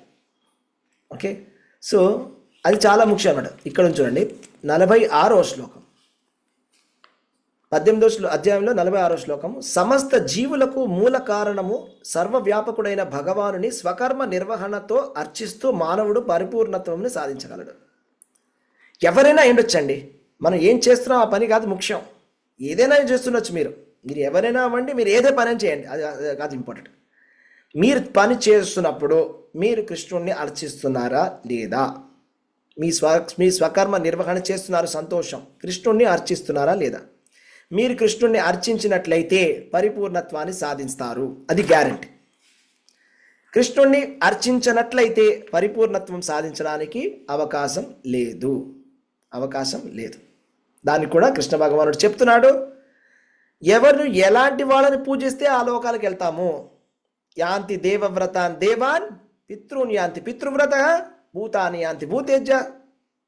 మాం జజంతి మాం అపి. అంటే దేవతల ఆరాధకులు దేవతా లోకానికి వెళ్తారు, పితృ ఆరాధకులు పితృలోకానికి వెళ్తారు, భూతాలను పూజించి ప్రేతాలను పూజించే వాళ్ళు, తామసికమైన క్షుద్ర పూజలు చేసేవాళ్ళు భూతాల లోకానికి దయ్యాల లోకానికి వెళ్తారు. కానీ నన్ను పూజించేటువంటి వాళ్ళు నా లోకానికి వస్తారు అని కృష్ణ భగవానుడు చెప్తున్నాడు. కృష్ణుడి లోకానికి వెళ్ళాలంటే, సచ్చిదానంద శరీరం కావాలంటే, మళ్ళా పునర్జన్మ వద్దు అనుకున్న వాళ్ళు, జ్ఞానం ఉన్నవాళ్ళు ఏం చేయాలి అంటే భగవంతుణ్ణి ఆరాధించాలి, భగవంతుణ్ణి చేయాలి. ఏం చేయాలి? 66వ శ్లోకం, సర్వధర్మాన్ పరిత్యజ్య మామేకం శరణం వ్రజ అహం త్వాం సర్వ పాపేభ్యో మోక్షయిష్యామి మా శుచః. సర్వధర్మములను విడిచి కేవలము నన్నే శరణు వేడుము, సమస్త పాప ఫలముల నుండి నేను విముక్తుని చేయుదును, భయపడకుము. కృష్ణుడి ప్రామిస్ ఇది, ఫైనల్ ప్రామిస్. అన్ని ధర్మాలు మర్చిపో. నీకు మనం ఎన్నో రకరకాల ధర్మాలు రకరకాలుగా మనం ఆలోచించుకున్నాం, ఇది అది అదని. అదంతా మర్చిపోయి కృష్ణ భగవానుడి శరణాగతి పొందినట్లయితే భగవంతుడు మనలో ఉండే పాపాలన్నీ కూడా తీసేస్తాడు, మనం భగవంతుడి ధామానికి వెళ్ళవచ్చు. ఇది తాత్పర్యం. కాబట్టి మనం వెనక్కి వచ్చినట్లయితే ఈ కేస్ స్టడీ మనం మాట్లాడుకున్నాం, ఈ టిటు సింగ్ కేస్ స్టడీ, పునర్జన్మ మాట్లాడుకున్నాం. ఆయన ఏం జరిగింది, ఆయన చనిపోయిన తర్వాత ఆయనకి కిందటి జన్మలో ఏం జరిగిందో ఆయనకి ఈ జన్మలో గుర్తుంది. అది ఒక అదృష్టం, అది రెండవ అవకాశం. ఇప్పుడు ఆ అవకాశాన్ని ఏ విధంగా ఆయన వాడుకుంటున్నాడు అనేది ఇంపార్టెంట్. ఇప్పుడు ఈ జన్మలో కూడా ఆయన అదే విధంగా ఉంటే ఏం లాభం లేదు. అసలు ఇప్పుడు ఒక జన్మలో ఆయన ఏమో ఇల్లీగల్ యాక్టివిటీస్ చేసేవాడు, ఇప్పుడు లీగల్ యాక్టివిటీస్ చేస్తున్నాడు, చాలా మంచి టీచర్ కింద ఉన్నారు. కానీ అది సరిపోదు, ఆయన భక్తుడు అవ్వాలి. భక్తి చేసి భగవంతుడిని ప్రార్థిస్తే అప్పుడే ఆయన భగవంతుడి ధామానికి వెళ్ళగలడు. అది చాలా ముఖ్యమైనటువంటి విషయం. ఇది మనం అందరం ఖచ్చితంగా తెలుసుకోవాలి. సో ఇంకా స్పెసిఫిక్స్ అంటారా, 100 డేస్లో మళ్ళీ ఎలా పుట్టాడు, పోనీ మళ్ళీ ఆయనకి స్మృతి ఎలా ఉంది, ఇవన్నీ కూడా మనకు మిస్టరీ, మనకు తెలియదు. మనం ఓన్లీ స్పెక్యులేట్ చేయగలం, ఏమో ఎందుకో అందుకో మనం స్పెక్యులేట్ చేయగలం. నాకు కూడా ఐడియా లేదు, రైట్? సో ఇది పరిస్థితి, ఇంతవరకు మనం చర్చిస్తున్నాం. ఓకే, హరే కృష్ణ. ధన్యవాద ప్రణాలండి. ఎవరికైనా ఏమైనా ప్రశ్నలు ఏమైనా ఉన్నాయా, ఆయన మాట్లాడదలుచుకున్నారా ఎవరైనా? హరే కృష్ణ. అన్మ్యూట్ చేసుకొని మాట్లాడండి ఒకరి తర్వాత ఒకరు. హరే కృష్ణ. అండి 2వ అధ్యాయంలో 20వ శ్లోకం చెప్పారు కదా, ఆత్మ పుట్టదు, దానికి అవన్నీ తడవదు, గాలికి అగ్నికి. మరి దేహం తీసుకుని మనం జన్మిస్తున్నాం కదండి, దేహం వస్తుంది. దేహం వచ్చినప్పుడు మరి దేహంతో పాటు ఆత్మ వస్తే ఆత్మ పుట్టినట్టు కాదా ప్రభుజీ? అది పుట్టడం అని అంటారు దాన్ని. ఆత్మకు పుట్టుకే లేదు, అది దేహానికి పుట్టుక, అది దేహం యొక్క పుట్టుక. ఓకే, మరి దేహంలో ఆత్మ ఉంటుంది కదా ప్రభుజీ? మరి దేహాత్మ బుద్ధిలో మన పుట్టినరోజు అంటున్నాం మనం, దేహాత్మ బుద్ధి. అది వ్యావహారికంగా మనం అంటున్నాం. వ్యవహారంలో ఏంటి, నేనే శరీరాన్ని అనేటువంటి భావనలో అది పుట్టుక అవుతుంది. బట్ యాక్చువల్గా ఆత్మకి ఒక పుట్టుక అనేది లేదు. అది ఎప్పుడు ఒక టైంలో పుట్టింది అని మ్యానుఫ్యాక్చరింగ్ డేట్ లేదు దానికి. అదేనండి, ఇప్పుడు దేహం తీసుకున్నప్పుడు ఆత్మ పుట్టినట్టు కాదా? నాకు డౌట్. ఆత్మ పుట్టినట్టు కాదు, అది దేహం పుట్టినట్లే. ఆత్మ పుట్టినట్టు ఎట్లా అవుతుంది? ఆత్మ దేహంలో ఉంటుంది కదా ప్రభుజీ. ఆత్మ దేహంలో ఉంటే దేహమే పుట్టింది కదా, ఆత్మ ఎక్కడ పుట్టింది? ఆత్మకి ఎటువంటి మార్పు అనేది లేదు. దేహంలో ఉన్నా దేహం బయట ఉన్నా ఆత్మకి మార్పు అనేది ఉండదు. ఆత్మ దేహంలో వచ్చి చేరుతుంది. అంటే ఈ మిడిల్ టైమ్ లో ఎక్కడికి వెళ్ళొద్దు ప్రభుజీ ఆత్మ? ఈ మిడిల్ టైమ్ లో ఆత్మకు ఈ దేహంలో నుంచి పోయి వేరే దేహంలోకి వచ్చే టైంలో మిడిల్ టైమ్ లో ఎక్కడ ఉంటుంది ప్రభుజీ? మిడిల్ టైంలో అది పుణ్యం చేసుకున్న వాళ్ళకి పుణ్యలోకాలు తీసుకెళ్తారు. ఫస్ట్ యమధర్మరాజు దగ్గర తీసుకెళ్తారు. పాపం చేసుకున్న వాళ్ళని యమభటులు తీసుకెళ్తారు. పుణ్యం చేసుకున్నటువంటి వాళ్ళని స్వర్గలోకాన్ని తీసుకెళ్తారు. అక్కడ వాళ్ళు ఏమేమి అనుభవించాలో వాళ్ళని అనుభవించి ఆ యాతన అయిపోయిన తర్వాత మళ్ళీ కిందకు వస్తారు భూలోకానికి. అంటే బ్రహ్మగారి దగ్గర ఉండదు, అప్పుడు మాత్రం ఉండదు, మళ్ళీ వెనక్కి వచ్చి మళ్ళీ శరీరం తీసుకున్న వరకు బ్రహ్మగారి దగ్గర ఉండదు. బ్రహ్మగారి దగ్గరికి వెళ్ళడం అంటే తప్పు. సత్యలోకానికి వెళ్ళడం, చాలా గొప్ప గొప్ప యోగులే వెళ్తారు బ్రహ్మగారి దగ్గరికి. హరే కృష్ణ. చెప్పండి. ఇప్పుడు యూట్యూబ్ లో అంతా కూడా కొన్ని చూస్తున్నాం ప్రభుజీ, ఏదో కొంచెం సేపు చనిపోయి తర్వాత మళ్ళా బతుకున్నారు, వాళ్ళకి చనిపోయిన ఎక్స్పీరియన్స్ ఎలా ఉంది అది ఇది అనేసి కొన్ని వేస్తున్నారు. అది ఎంతవరకు నిజం అంటారు? అది ఏంటి, నాకేం అర్థం కావడం లేదు. ఎంతవరకు నిజం అంటే ఎలా చెప్పగలం? మనం చెప్పలేం. ఇప్పుడు ఒకళ్ళ ఎక్స్పీరియన్స్ని నేను తప్పని నేను చెప్పలేను, కరెక్ట్ అని కూడా చెప్పలేను. అది వాళ్ళ ఎక్స్పీరియన్స్ కదా. అలా కూడా జరగవచ్చు అంటారా? జరగవచ్చు, అలా చాలా జరిగినాయి కదా, ఎన్నో స్టోరీస్ ఉన్నాయి అలా జరిగినవి. చనిపోయిన వాళ్ళని మళ్ళీ వెనక్కి తెచ్చినటువంటి భక్తులు ఎంతో మంది ఉన్నారు. అదే శరీరం, ఇప్పుడు నేను ఈ అవును, శరీరం అదే శరీరంలోకి మళ్ళీ వెనక్కి రావడం అనేది చాలా జరిగింది. చైతన్య మహాప్రభు ఇప్పుడు శ్రీవాస్ ఠాకూర్ వాళ్ళ కొడుకు చనిపోతే చైతన్య మహాప్రభు ఏం చేశాడు, ఆత్మ వెనక్కి తీసుకొచ్చాడు. అవునా? సో అలా చాలా స్టోరీస్ ఉన్నాయి, రైట్? సో అలా పాసిబుల్ ఉంటుందండి, పాసిబిలిటీ ఉంది, అవ్వచ్చు. అదే సేమ్ శరీరంతో మళ్ళా ట్రావెల్ చేయడం, అదే అది సెకండ్ ఛాన్స్ అనమాట. అజామిలుడికి ఇచ్చినట్టుగా సెకండ్ ఛాన్స్. సెకండ్ ఛాన్స్ ఇచ్చినప్పుడు వాళ్ళు కరెక్ట్గా వాడుకోవాలి రెండో అవకాశాలు, అంతే కదా. కరెక్ట్గా సద్వినియోగం చేసుకోవాలి, లేకపోతే ఎన్ని అవకాశాలు ఇచ్చినా ఏం లాభం, అంతే కదా. మరి భగవంతుడు ఎన్ని జన్మలు ఇచ్చాడు, ఎన్ని అవకాశాలు ఇచ్చాడు, ఎంతవరకు మనం సద్వినియోగం చేసుకుంటున్నాం, అదే ముఖ్యమైనటువంటి విషయం. ఈ కలియుగంలో కూడా ఇలా జరగడానికి ఛాన్స్ సాధ్యం ఉంది, ఏ యుగమైనా జరగచ్చు. హరే కృష్ణ. నెక్స్ట్. ఎస్ మాత. హరే కృష్ణ ప్రభుజీ. చెప్పండి ప్రభుజీ, ఇందాక మీరు చెప్పారు కదా, ఇప్పుడు సత్వగుణంలో ఉన్న వాళ్ళు ఉన్నత లోకాలకి ఊర్ధ లోకాలకి వెళ్తారు, రజోగుణంలో ఉన్న వాళ్ళు మత్స్యలోకంలో, తమో గుణంలో ఉన్న వాళ్ళు అధ లోకాలకి వెళ్తారన్నారు కదా. మరి ఇప్పుడు కలియుగంలో అందరూ కూడా మిక్సింగ్ గుణాలతో ఉన్నారు కదా ప్రభుజీ. కొంతమందికి సత్వగుణం ఎక్కువగా ఉండి రజోగుణం తక్కువ, కొంతమందికి రజోగుణం ఎక్కువగా ఉండి సత్వగుణం కొంచెమే, కొంతమంది పూర్తిగా తమో గుణం నుండి కొద్దిగా సత్వగుణం, అలా మిక్సింగ్ గా ఉన్నారు కదా. మరి వాళ్ళ ఎట్లా? ఎక్కువగా కలియుగంలో రజస్తమ గుణాల్లో ఉంటారు. ఇంకా పర్టికులర్ చెప్పాలంటే తమ గుణంలో ఉంటారు ఎక్కువగా కలియుగంలో జనాలు.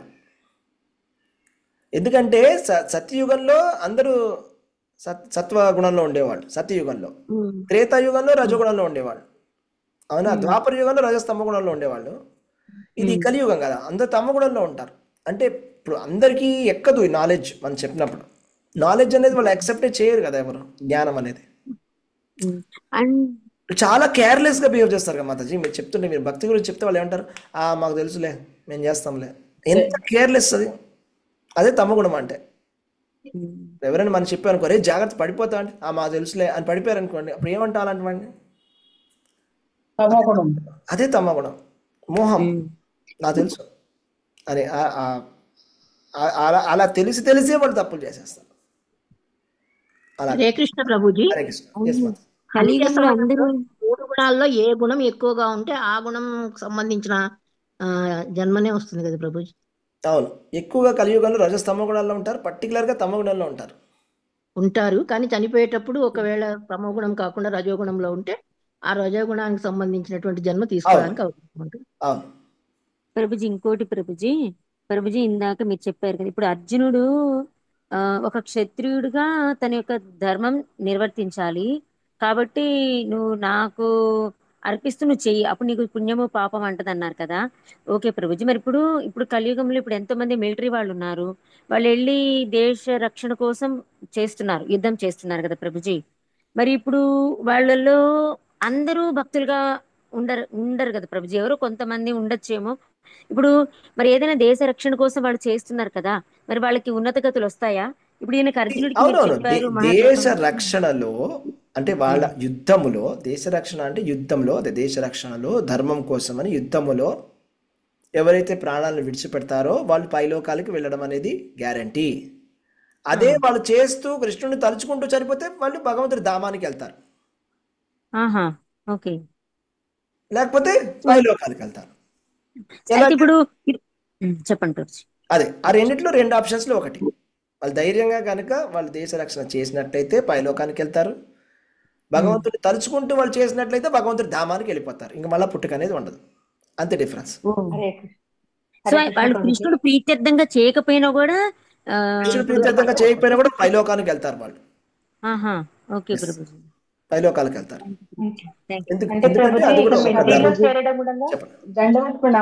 చెప్పండి మాతాజీ. ప్రభుజీ, ఇప్పుడు మిలిటరీలో చేరడం కూడా ఒక వాళ్ళకి అదృష్టమే అంటారా ప్రభుజీ?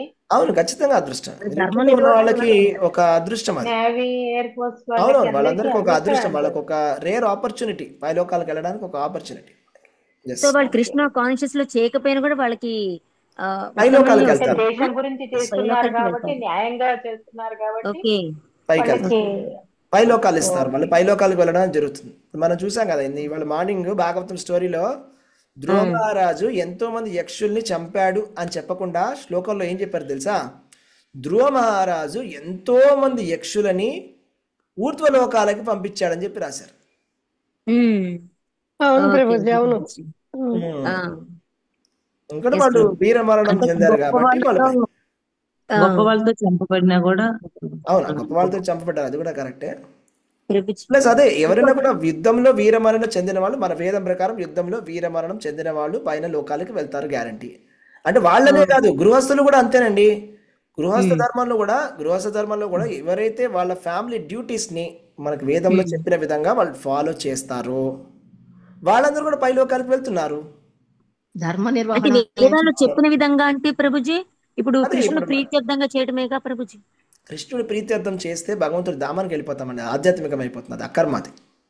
అది అయితే ఇప్పుడు వేదాలు చెప్పినటువంటి కర్మకాండ విధముగా ఇప్పుడు గృహస్థులకు ఇచ్చినటువంటి ధర్మాన్ని ఇస్తారు, అవునా? ఇప్పుడు పతివ్రత ధర్మం అనేది ఉంటది, రకరకాల ధర్మాలన్నీ ఉంటాయి కదా. ఇప్పుడు తల్లిదండ్రులని చూసుకోవడం అనే ధర్మం ఒకటి ఉంటది. ఇవన్నీ కూడా ఫాలో చేసినట్లయితే పైలోకాలకు వెళ్తారు. అది మన కృష్ణ చైతన్యంలో చేస్తే భగవంతుడు ధామానికి వెళ్ళిపోతారు, అది అకర్మ, ఇంకా పైకి వెళ్ళిపోతారు. అది భగవంతుడు ధామానికి వెళ్ళిపోతారు, ఇంకా చాలా పైకి.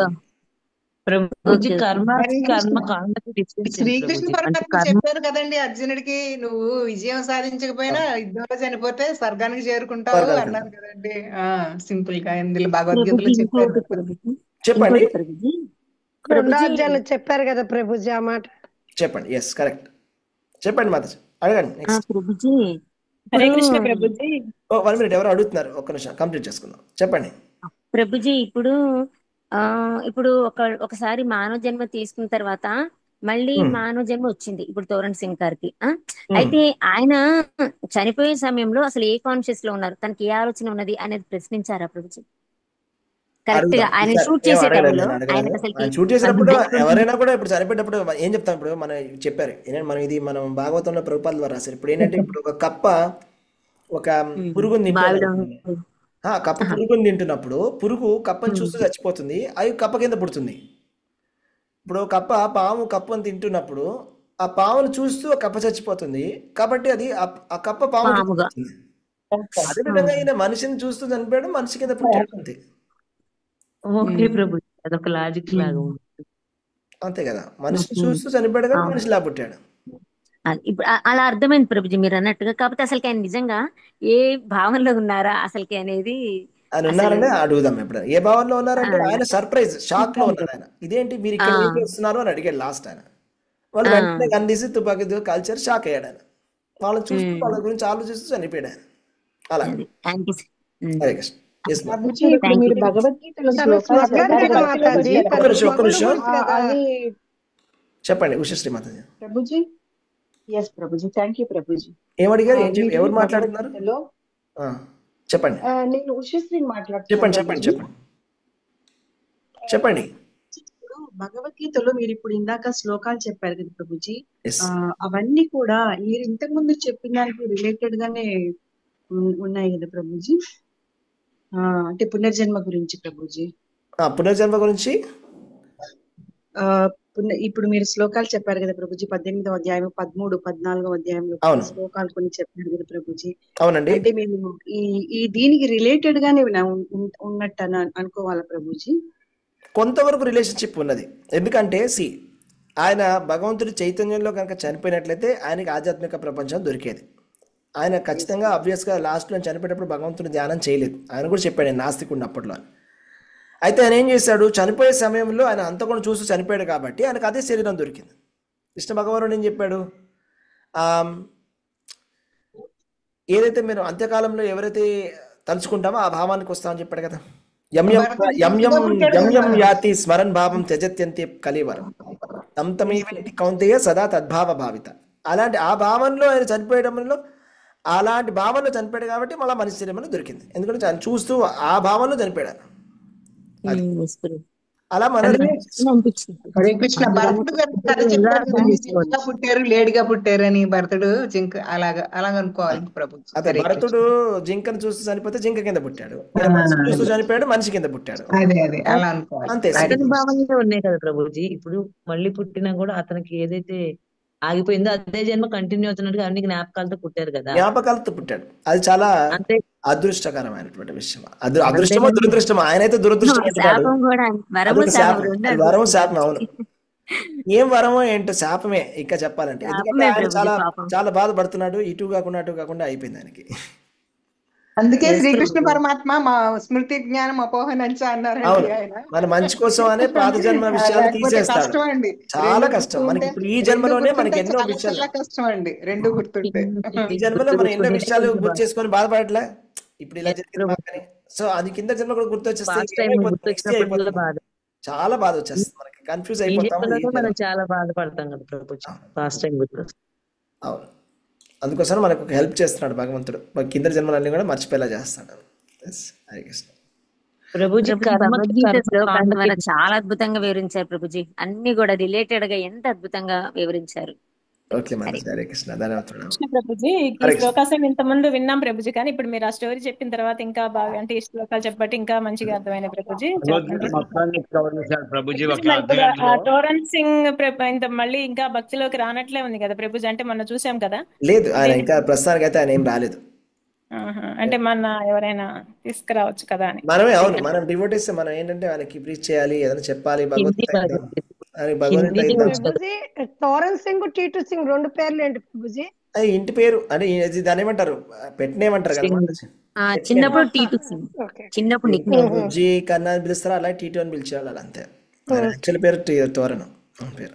కానీ నేను లాంగ్వేజ్ మిస్ అయ్యానని చాలా బాధేసింది ప్రభుజీ. ఆ రోజు నేను రాలేకపోయాను. నాకు ఇక్కడ ఫ్లక్చుయేషన్స్ వచ్చి కరెంటు నాకు అందలేదు. నేను కూర్చొని కూడా అలాగే ఉండిపోయాను. నేను వేరే చోట ఉండి అసలు బాధేసింది ప్రభుజీ.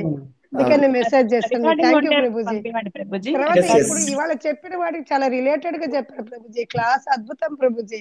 Hare Krishna, thank you Prabhuji. ధన్యవాదాలు. హరే కృష్ణ. ప్రభుజీ కొద్దిగా వీడియో ఉంటే ఇక్కడ పెట్టారు ప్రభుజీ. లాంగ్వేజ్ హరే కృష్ణ బృందావన్ ప్రభుజీ. డెఫినెట్లీ ఆయన మనం ఏం చేద్దామంటే ఏదైనా టెంపుల్కి పిలవడం కానీ, ఎక్కడైనా యాత్రకు కానీ పిలుద్దాం. భగవద్గీత నేను లేకపోతే ఒక ఆయనకి పార్సల్ చేసి పంపిస్తాను. ఆయన ఎస్ ప్రభుజీ. ప్రభుజీ ఏదో ఒకటి చేద్దాం. ప్రభుజీ చాలా ఓపికగా అందరికి మన అందరికి ప్రభుజీ ఆన్సర్ చేశారు కాబట్టి ఆయనకైనా మనం గిఫ్ట్ ఇద్దాం.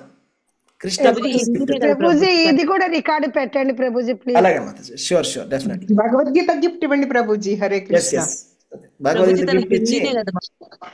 ఇందులో ఈ శ్లోకాలన్నీ మీరు పాయింట్ చేయండి ప్రభుజీ. బాగా అర్థమైతే మాకు చాలా బాగా అర్థమైన ప్రభుజీ నిజంగా. దీనికి భగవద్గీత ఇచ్చిన ప్రభు మీరు ఇప్పుడు క్లాస్ తీసుకుని మాకు చెప్పారు కదా, అలా ఆయనకి చెప్తే అర్థం అవుతుంది. కానీ ప్రభు మీరు పుస్తకం ఇచ్చినా ఉపయోగం ఉండదు. అదే బాగా చెప్పారు ప్రభు, ఇవాళ బాగా క్లాస్ బాగా చెప్పారు ప్రభు. Thank you. ప్రభుజీ హిందీ చెప్తాం, కదా ప్రభుజీ. ఏదో ఒకటి చేద్దాం. డెఫినెట్ గా ఆయన భక్తులు రావాలని కోరుకుందాం. అలాంటి వాళ్ళు భక్తులు అయితే ఇంకా చాలా ప్రభుజీ మంచిది. క్లాస్ బాగుంది. Thank record you. పెట్టారా ప్రభుజీ? ఇది పెడతాను మాతాజీ. హరే కృష్ణ. ఓకే, హరే కృష్ణ ప్రభుజీ అయితే ఆ మనం రోజు మీరు చేసిన హరే కృష్ణ ప్రభుజీ. రికార్డు కూడా పెట్టండి ప్రభుజీ ఆ ప్లీజ్. రోజు కూడా పెడతాను డెఫినెట్. ఇంకేమైనా కొంచెం ప్రశ్న నాకు పెట్టండి క్లోజ్ చేద్దామా? ఓకే ప్రభుజీ.